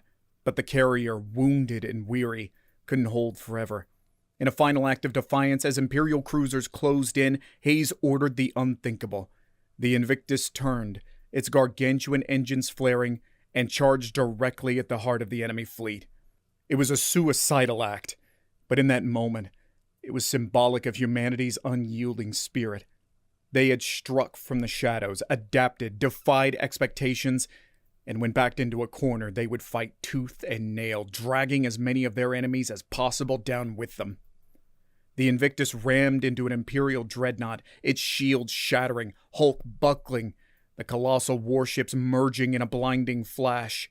Shockwaves rippled through space, and then silence. The Invictus, the ship that had changed the fate of the galaxy, was gone, but its legacy would outlive it. Earth did not fall, crippled, devastated, but unbroken. The death throes of the Empire had battered their defenses, scorched their world, but they held. Relief fleets from other subject races, sensing weakness and smelling opportunity in the Empire's chaos, swooped in, not to enslave, but to bargain. On Earth, amidst the ruins of once thriving cities, a new era began. Hayes was gone, a hero enshrined in legend, and Dr. Sato disappeared amidst the swirl of recovery efforts, her brilliant, haunted mind perhaps seeking solace in peaceful obscurity. Humanity, bloodied but unyielding, started to rebuild. Their newfound place in the galaxy wasn't that of a superpower, but that of a survivor. They had faced an unimaginable foe, and though wounded, they had not broken. In boardrooms and diplomatic halls, humanity forged new alliances. Their voice carried the weight of their sacrifice, tempered with newfound understanding of how fleeting power could be. Technology flowed into Earth's battered shipyards, not as stolen scraps, but as blueprints shared in cautious cooperation. The legacy of the war stretched long. Some humans bore bitter scars, their hatred for their former oppressors burning bright and undying. But the new generation, born among rubble and defiant tales, also carried something else. Their eyes held the stars, not just with yearning, but with a hard-won wisdom. It was a time of mourning and of cautious rebirth. Schools reopened and playgrounds echoed once again with the laughter of children. But in their classrooms, the textbooks didn't just hold tales of scientific wonders, but also historical accounts of the cost of freedom, of the terrible power born from desperation. Humanity had been an underdog, underestimated and abused, but in that desperate struggle they had found something within themselves, resilience, cunning, and the sheer will to survive against all odds. The galaxy had learned a painful lesson: never corner a species with nothing left to lose. And with that lesson burned into the fabric of history, humanity stepped into a future that was uniquely, undeniably theirs to shape. Decades, perhaps centuries later, an explorer ship with a mixed-species crew drifted near the Arcturus system. It was a routine survey, one of many conducted in the wake of the Empire's collapse when the vast, neglected reaches of space opened up for exploration. A young human sensor officer frowned at her console. Odd energy signature. Residual trace, faint, but unusual. The captain, a grizzled veteran with scales instead of skin, eyed the readings. Anything to worry about? Hard to say, sir, she replied. Doesn't match any known tech, but there's a sort of echo, like a scream cut short. Curiosity piqued, he changed course. The ship sailed closer to the source of the readings, an uncharted asteroid belt. As they neared, the readings intensified, warping the fabric of local space-time. Sir, I think we found a pocket dimension, the officer said, a shiver running down her spine. She wasn't superstitious, but there was something chilling about the echoing energy signature. A decision flickered in the captain's eyes. They were explorers, after all. Set a probe array. Let's see what's hiding in there. Hours later, the data was collected. An image formed on the main screen, and a stunned silence fell over the bridge. There, half buried in asteroid dust, was a colossal chunk of metal, unmistakably the mangled remains of a ship. My God, the captain whispered. It's the Invictus. Word spread, first through communications channels, then from star system to star system. The name whispered in reverent tones, relics of the war retrieved and enshrined on countless worlds. They would never know the full extent of what happened there, the desperate sacrifice made on that forgotten day. But the shattered remains of the Invictus served a purpose. It was a monument. A reminder that even in the darkest hour, courage was a weapon humanity wielded with devastating consequence. A reminder that pushing any species too far could awaken a sleeping giant. This was the final legacy of Earth's secret supercarrier. Not just a turning point in history, but a warning etched into the very fabric of the cosmos. Jax leaned back against the cold metal plating of the hangar bay, grease staining his overalls as he watched the sleek diplomatic shuttle glide through the vast docking port. Another day, another pretentious dignitary touching down on Gateway Station. He squinted, catching the glint of chrome off the vessel's hull. Standard Sendarian design, nothing special there. Boredom settled over him like a shroud. Life as a mechanic on the station had lost its luster. Sure, the pay was decent, and patching up battered freighters or glitching mining bots paid the bills, but it was monotonous. Jax longed for a challenge, a chance to unleash the full creative force that churned relentlessly beneath the surface. But the steady stream of predictable tech that rolled through the station offered him nothing of the sort. His skills, honed across hundreds of makeshift repairs and inspired late-night tinkering sessions, screamed for a canvas worthy of his talent. A pompous voice jolted him from his reverie. "I assume this is the best maintenance facility your primitive station has to offer?"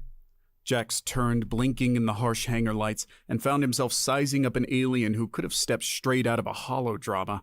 Tall and slender, with iridescent scales and an air of self-importance that clung to him like an expensive perfume.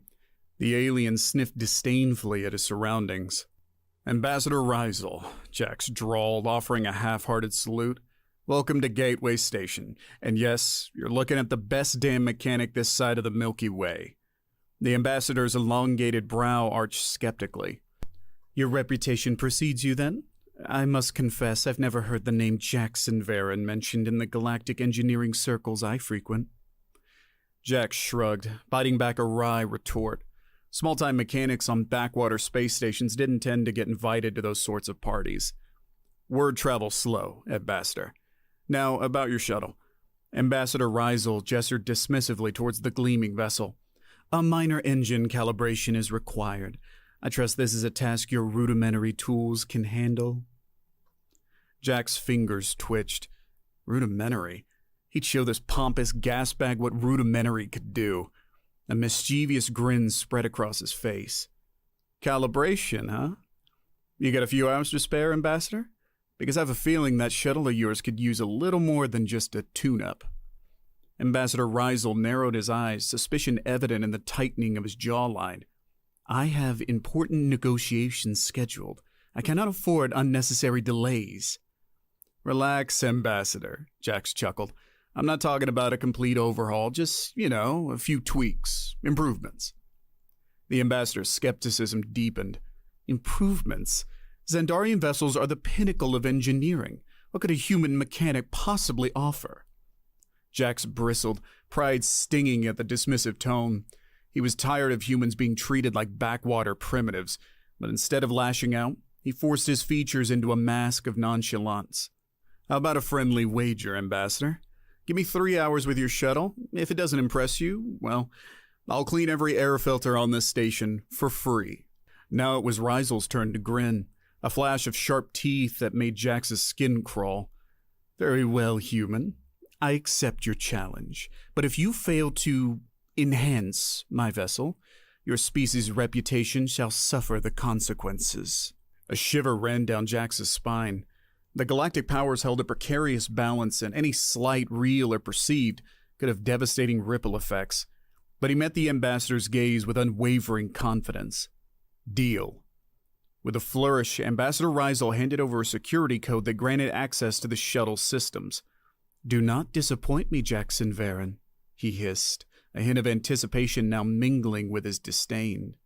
Or perhaps the rumors of human inferiority hold more truth than I suspect. As the ambassador swept away, Jax felt a surge of both excitement and trepidation. This wasn't just about proving his skills anymore. It was about demonstrating the hidden brilliance of humanity. Rubbing his grease-stained hands together, he strode towards the shuttle, his mind racing with possibilities. The hangar doors sealed behind him, plunging him into semi-darkness punctuated by the soft glow of the shuttle's internal lights. Jax ran a hand along its smooth, aerodynamic hull, a sense of awe washing over him despite the ambassador's arrogance. Xandarian tech was undeniably elegant, but beneath that sleek surface, Jax saw untapped potential. It was time to unleash it. Jax wasted no time. Bypassing the standard diagnostics, he tapped directly into the shuttle's core operating system. To the untrained eye, it would be a dizzying jumble of code, a complex and near incomprehensible language. But for Jax, it was a beautiful mess waiting to be rearranged into a symphony of mechanical mastery.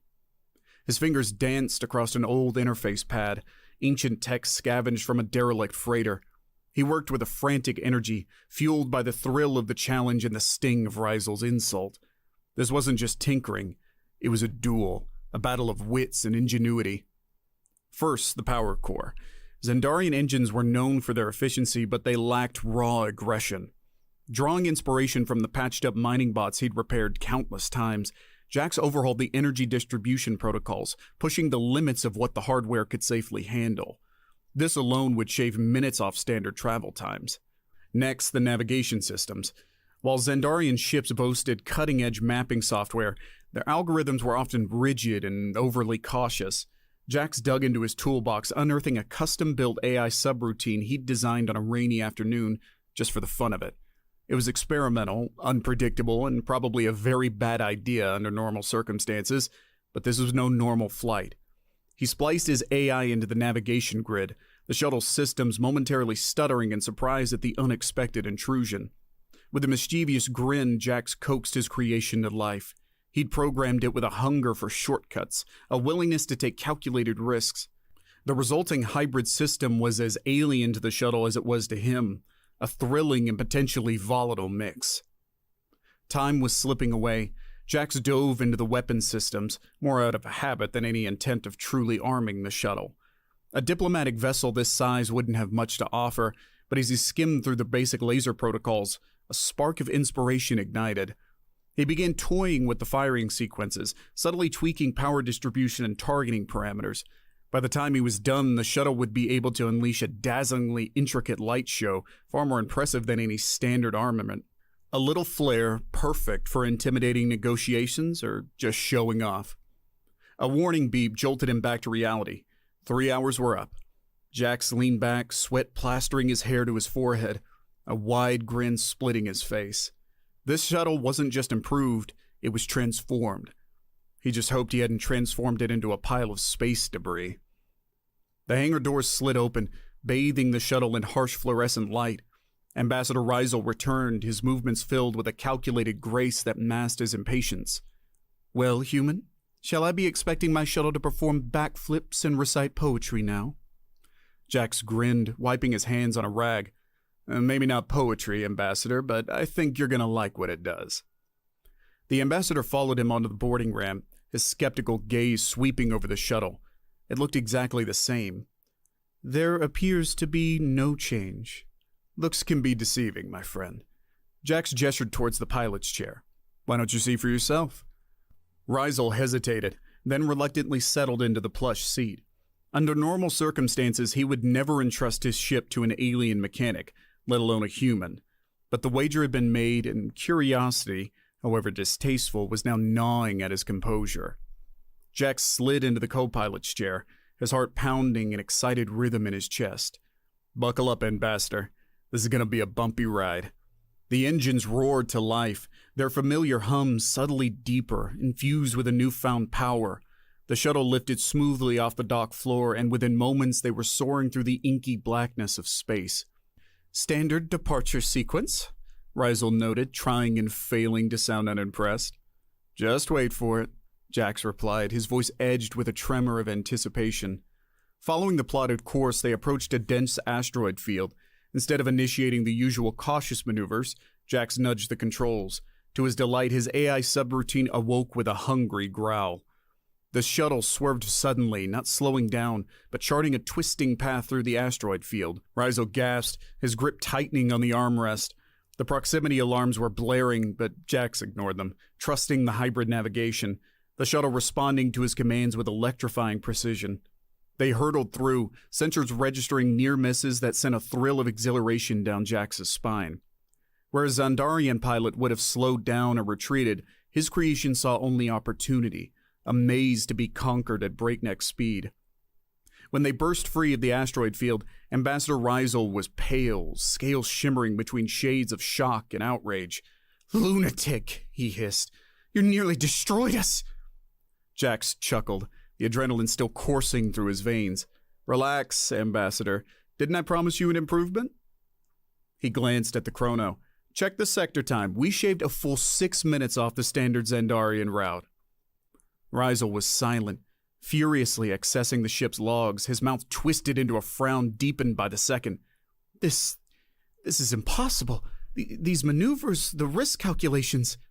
"Yeah, a normal Xandarian pilot would never attempt those. But guess what? I ain't Xandarian, and this sure as hell ain't no standard shuttle anymore." Jax couldn't suppress the triumphant grin spreading across his face. "You like fast? Because now we're talking about real speed."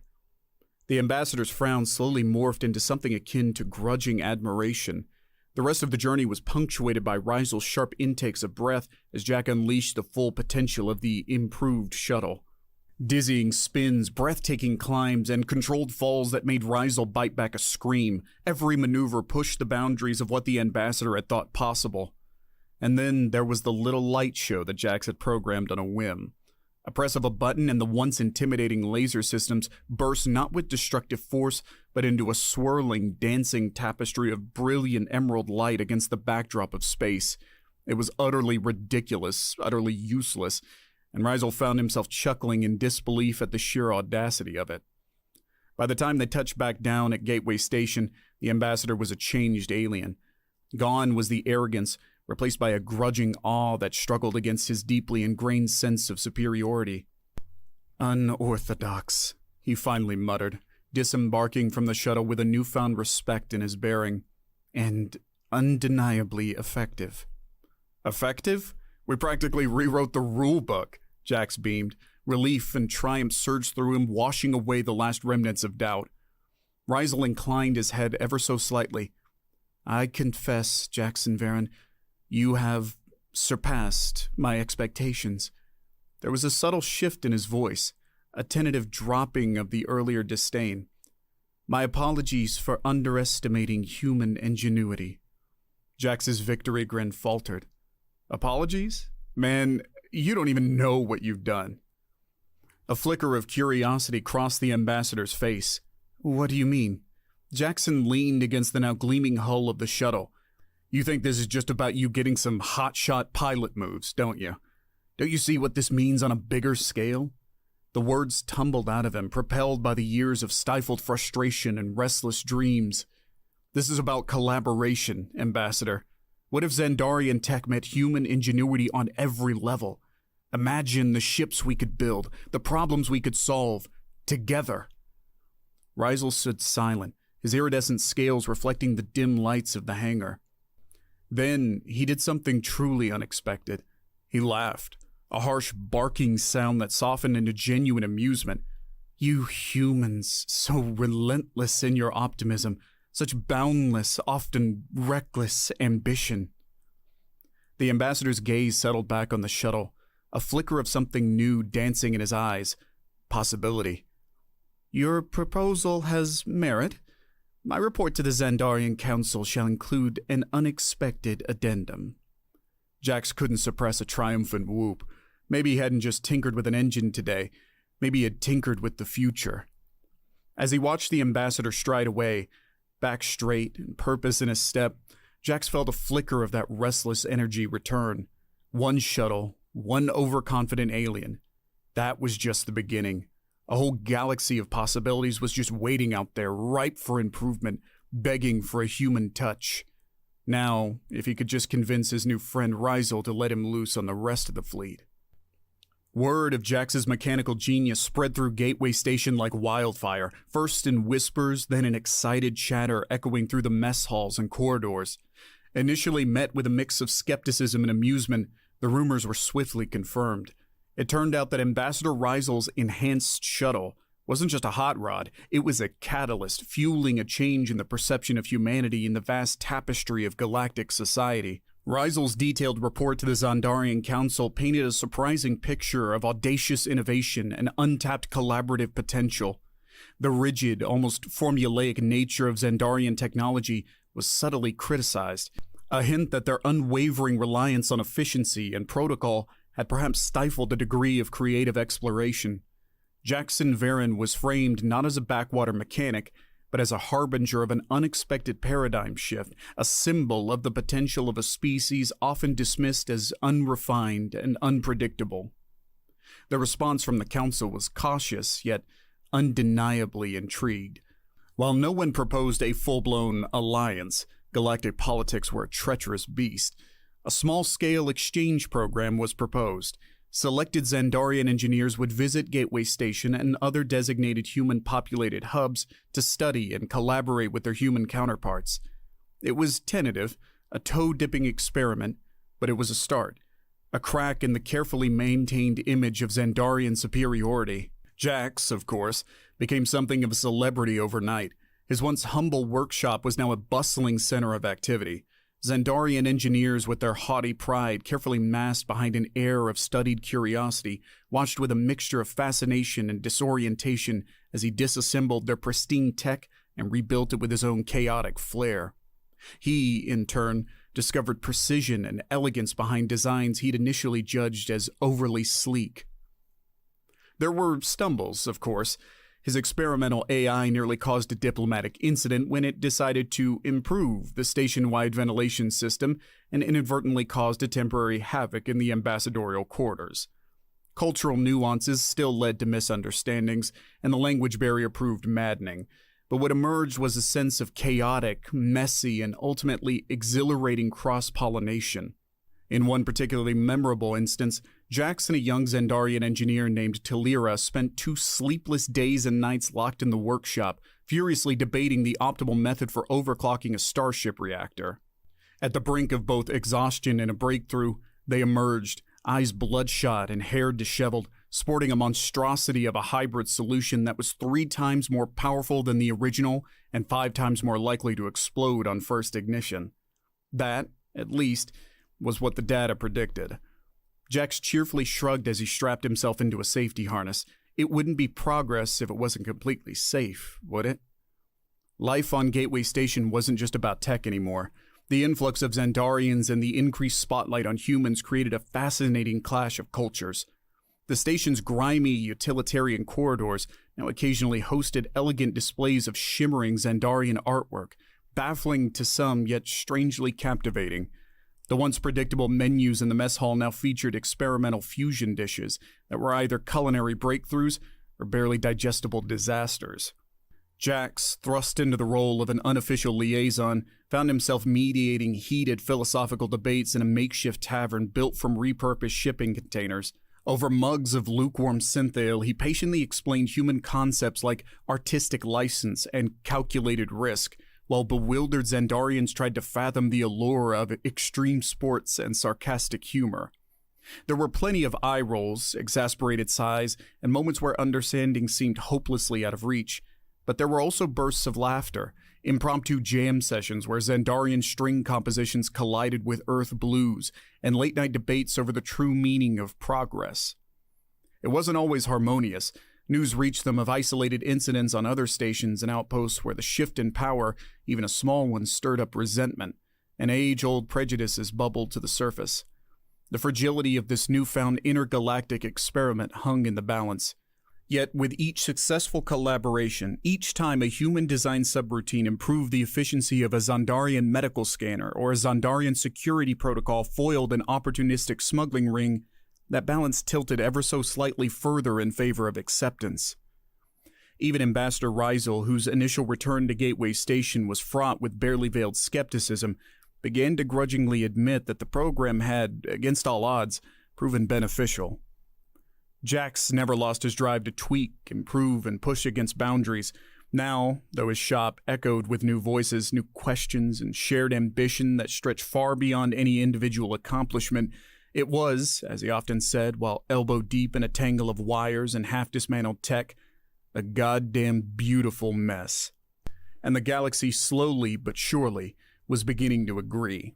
The years turned into a whirlwind, new collaborations, unexpected friendships, a few spectacular failures that somehow always led to even more spectacular breakthroughs. The program expanded, drawing in other species intrigued by the ripple effects of this unlikely human-Zondarian partnership. Gateway Station, once a middling backwater port, became a hotbed of innovation, a place where the improbable was always just around the corner. Jax, despite his initial reluctance, found himself something of a figurehead, his messy brilliance now grudgingly acknowledged force. He held lectures that mixed baffling slang, half-baked theoretical rants, and moments of pure genius. At first intended only for eager young engineers, his audiences swelled to include seasoned diplomats, cautious scientists, and even the occasional wide-eyed youngling who'd heard the tales of the infamous grease-stained human who talked to machines. One particularly memorable lecture ended in a near riot when Jax unveiled his latest pet project, a theacal framework for FTL travel that relied on a series of precisely triggered micro-explosions to warp space-time. He hadn't tested it, of course, and the calculations were, by his own admission, a bit dodgy, but the sheer audacity set the lecture hall ablaze with a chaotic mix of appalled shrieks, awed gasps, and frantic note-taking. It was Ambassador Rizel, oddly enough, who restored order, standing amidst the chaos with a severity that echoed his old arrogance. He silenced the crowd with a simple statement that sent chills down Jax's spine.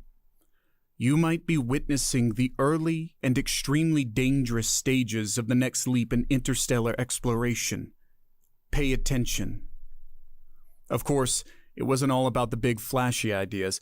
In fact, some of the most profound changes came from the small, the overlooked. A team consisting of a human sanitation engineer and a meticulous Zandarian waste processor redesigned the station's recycling system, increasing its efficiency by a staggering amount.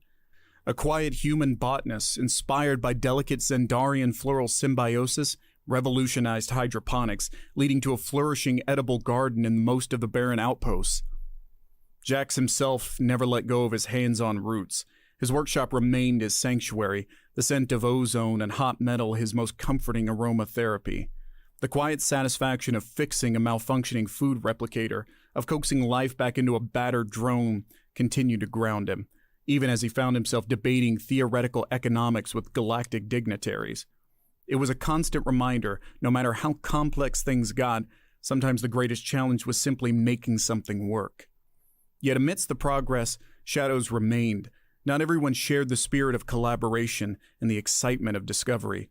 Rumors swirled of fringe Zandarian traditionalists, angered by what they saw as a dilution of their technological dominance, and on the other side, opportunistic human corporations eyed the new alliances warily, sensing profit but fearing a loss of control. One day, the tension erupted. A seemingly routine trade delegation arrived at Gateway Station, bearing not exotic goods or promising tech, but a team of highly paid lawyers and a series of chilling demands. Their target? Jax and his workshop. The accusations ranged from reckless endangerment to patent theft all the way to outlandish claims of inciting galactic instability. The legal jargon washed over Jax like a tidal wave, leaving him cold and disoriented. This wasn't about better engines or faster starships. This was a fight for the very soul of the work he'd done. Ambassador Rizel's scale seemed to darken in fury when he found out. His influence, potent as it was, hit a wall of bureaucracy and backroom deals. The human corporations involved had deep pockets and even deeper connections, pulling strings that stretched far beyond the station. For the first time in years, a chilling sense of despair edged its way into Jax's heart. But he wasn't alone. Without being asked, his workshop overflowed with allies, Xandarian engineers with furrowed brows muttering amongst themselves about legal loopholes and unexpected code vulnerabilities, wide-eyed students who'd followed his haphazard lectures and now fiercely jotted down notes with a determined glint in their eyes, and even a few seasoned traders who'd seen firsthand how his tinkering had opened up new opportunities and honest profit. It became clear that this wasn't merely a lawsuit, but a battleground. It was control versus innovation, profit versus potential. For sleepless nights, the workshop became both a refuge and a war room. Papers were parsed, strategies were debated, and a desperate, audacious plan emerged. The day of the hearing dawned, the sterile courtroom a stark contrast to his workshop's organized chaos. The corporation's lawyers, polished and smug, laid out their case with precision. Jax sat hunched, feeling years older, his once vibrant work now threatened to be dissected and confined. And then the tide turned. His scrappy, brilliant, and fiercely loyal team materialized, armed not with legal texts, but with demonstrations. A medical scanner, its life extended threefold with a jury-rigged patch-up job, an improved comm system that could now bypass corporate-controlled channels, and finally, a small, unassuming drone that suddenly burst to life with speed and agility far surpassing its original specifications. The courtroom erupted in a symphony of gasps and furiously scribbled notes. The jury's faces shifted from disinterest to astonishment, and the corporation's lawyers stammered, their carefully crafted arguments crumbling in the face of tangible, undeniable results. The hearing was over before it truly began. Jackson's work, his relentless tinkering spirit had triumphed, not out of legal precedent, but from a bold, heartfelt demonstration of what his kind of brilliance could offer. Victory, though sweet, was fleeting. The lawsuit had been a warning shot, a reminder that the forces of tradition and profit would not fade without a fight. News poured in, sabotage on frontier research stations, Xandarian-designed tech suddenly malfunctioning on human-run installations. The fragile threads of collaboration were fraying, deliberately strained by fear and greed on both sides. Jax felt a familiar restlessness settle upon him. It was more than just the urge to tinker, it was a deep-seated desire to protect, to nurture the fragile thing they'd built. The galaxy was on the brink of something remarkable, yet as always, fear of the unknown held it back. One evening, he found Ambassador Rizel perched precariously in a crate in his workshop, the alien looking both lost and oddly determined. The ambassador's iridescent scales shimmered with a barely concealed worry as he turned a delicate piece of Xandarian sensor tech in his hands. "We may have ignited a fire," Rizel murmured, "but we have not accounted for the wind." Jax nodded grimly, the weight of responsibility settling heavy on his shoulders. "Yeah," he said, "and it looks like a big damn storm is brewing." It was the moment, however unspoken, when a bold and perhaps reckless plan began to take shape. It wasn't just about fixing tech anymore or designing faster ships. They needed to change minds, to show both humans and Xandarians and any other doubters out there what unity could achieve in the face of the unknown. There was one way to do it, a feat both monumental and breathtakingly risky, an act of creation that would either cement the fragile alliance or ignite a conflict that would ripple across the stars. They would build a new station, not just an outpost or a trading hub, but a symbol, a shining beacon designed and built collaboratively from the ground up, a testament to the potential of combined brilliance. It would be risky, audacious, and require an unprecedented level of trust. They would be putting not just their work, but their very lives in each other's hands. Yet, amidst the looming storm, it seemed the only path forward. In the weeks and months that followed, Jax found himself not only tweaking engines, but forging connections. Old rivalries were laid aside as brilliant but reclusive Xandarian scientists were coaxed from the pristine labs with the promise of resources and freedom to pursue those implausible ideas. Human engineers used to backroom deals and corporate bureaucracy found themselves swept up in a project where the only currency was ingenuity, and the only deadline was that imposed by their shared ambition. The new station, a marvel of interwoven Xandarian elegance and resilient human design, slowly began to take shape on the edge of a remote system, and as it grew, so too did the ripple effects. Fear and suspicion began to ebb, replaced by something else, a desperate, fragile hope. It was a beacon, a declaration, and perhaps their last, best shot at proving that the future wasn't about dominance, but about daring to create something better together. The final stage approached with a heart-stopping blend of terror and exhilaration. The new station, christened Horizon with a wry grin by Jax, pulsed with a vibrant life even before it was truly operational.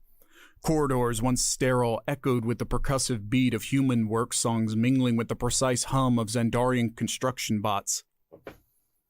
Shared lab spaces thumbed with an energy that crackled, an exchange of perspectives and problem-solving that would have been unthinkable just a few years ago. Jax himself was a blur of motion, fixing, recalibrating, and cursing with equal gusto. He spent sleepless nights huddled over schematics with Talira, the brilliant young Xandarian engineer who now moved through the half-finished station like she belonged there, her once pristine scales bearing the same telltale smudges of grease and determination. The day of activation dawned, bathing the station in the cold light of a distant star. Jax stood beside Rizel on a makeshift observation platform, the weight of countless eyes, both human and Xandarian, focused on their small patch of metal and wires. "We have done the impossible, it seems," Rizel murmured, an unnerving touch of awe in his usually rigid voice. "But now, will it work?" With a dry chuckle, Jax replied, "I don't know about working, but she's sure as hell gonna do something." He triggered the activation sequence. For one agonizing heartbeat, silence stretched. Then, Horizon shuddered into life. Power coursed through its veins, not with a surge but a roar of defiance, a testament to the audacious spirit woven into its very core. Lights flared, systems roared online, and a dazzling shockwave of pure, unfiltered energy rippled outwards, briefly outshining the nearby sun. Monitors across a dozen systems shrieked in protest, then settled into a stunned chorus of blinking lights and disbelieving readings. Scientists clamored, politicians postured, and news feeds blazed with sensationalized headlines declaring either the dawn of a new era or the fiery herald of galactic doom. Amidst the chaos, Jax just laughed. It was a giddy, exhausted laugh filled with the echoes of past failures and the sweet burn of hard-won success. Rizel, his scales flashing an unreadable pattern of emotions, slowly nodded, and then extended a clawed hand. Jax clasped it without hesitation. A human mechanic and a Xandarian ambassador, their grip sealing a pact forged in grease, ambition, and a stubborn, reckless belief that sometimes, just sometimes, the truly impossible might be within reach.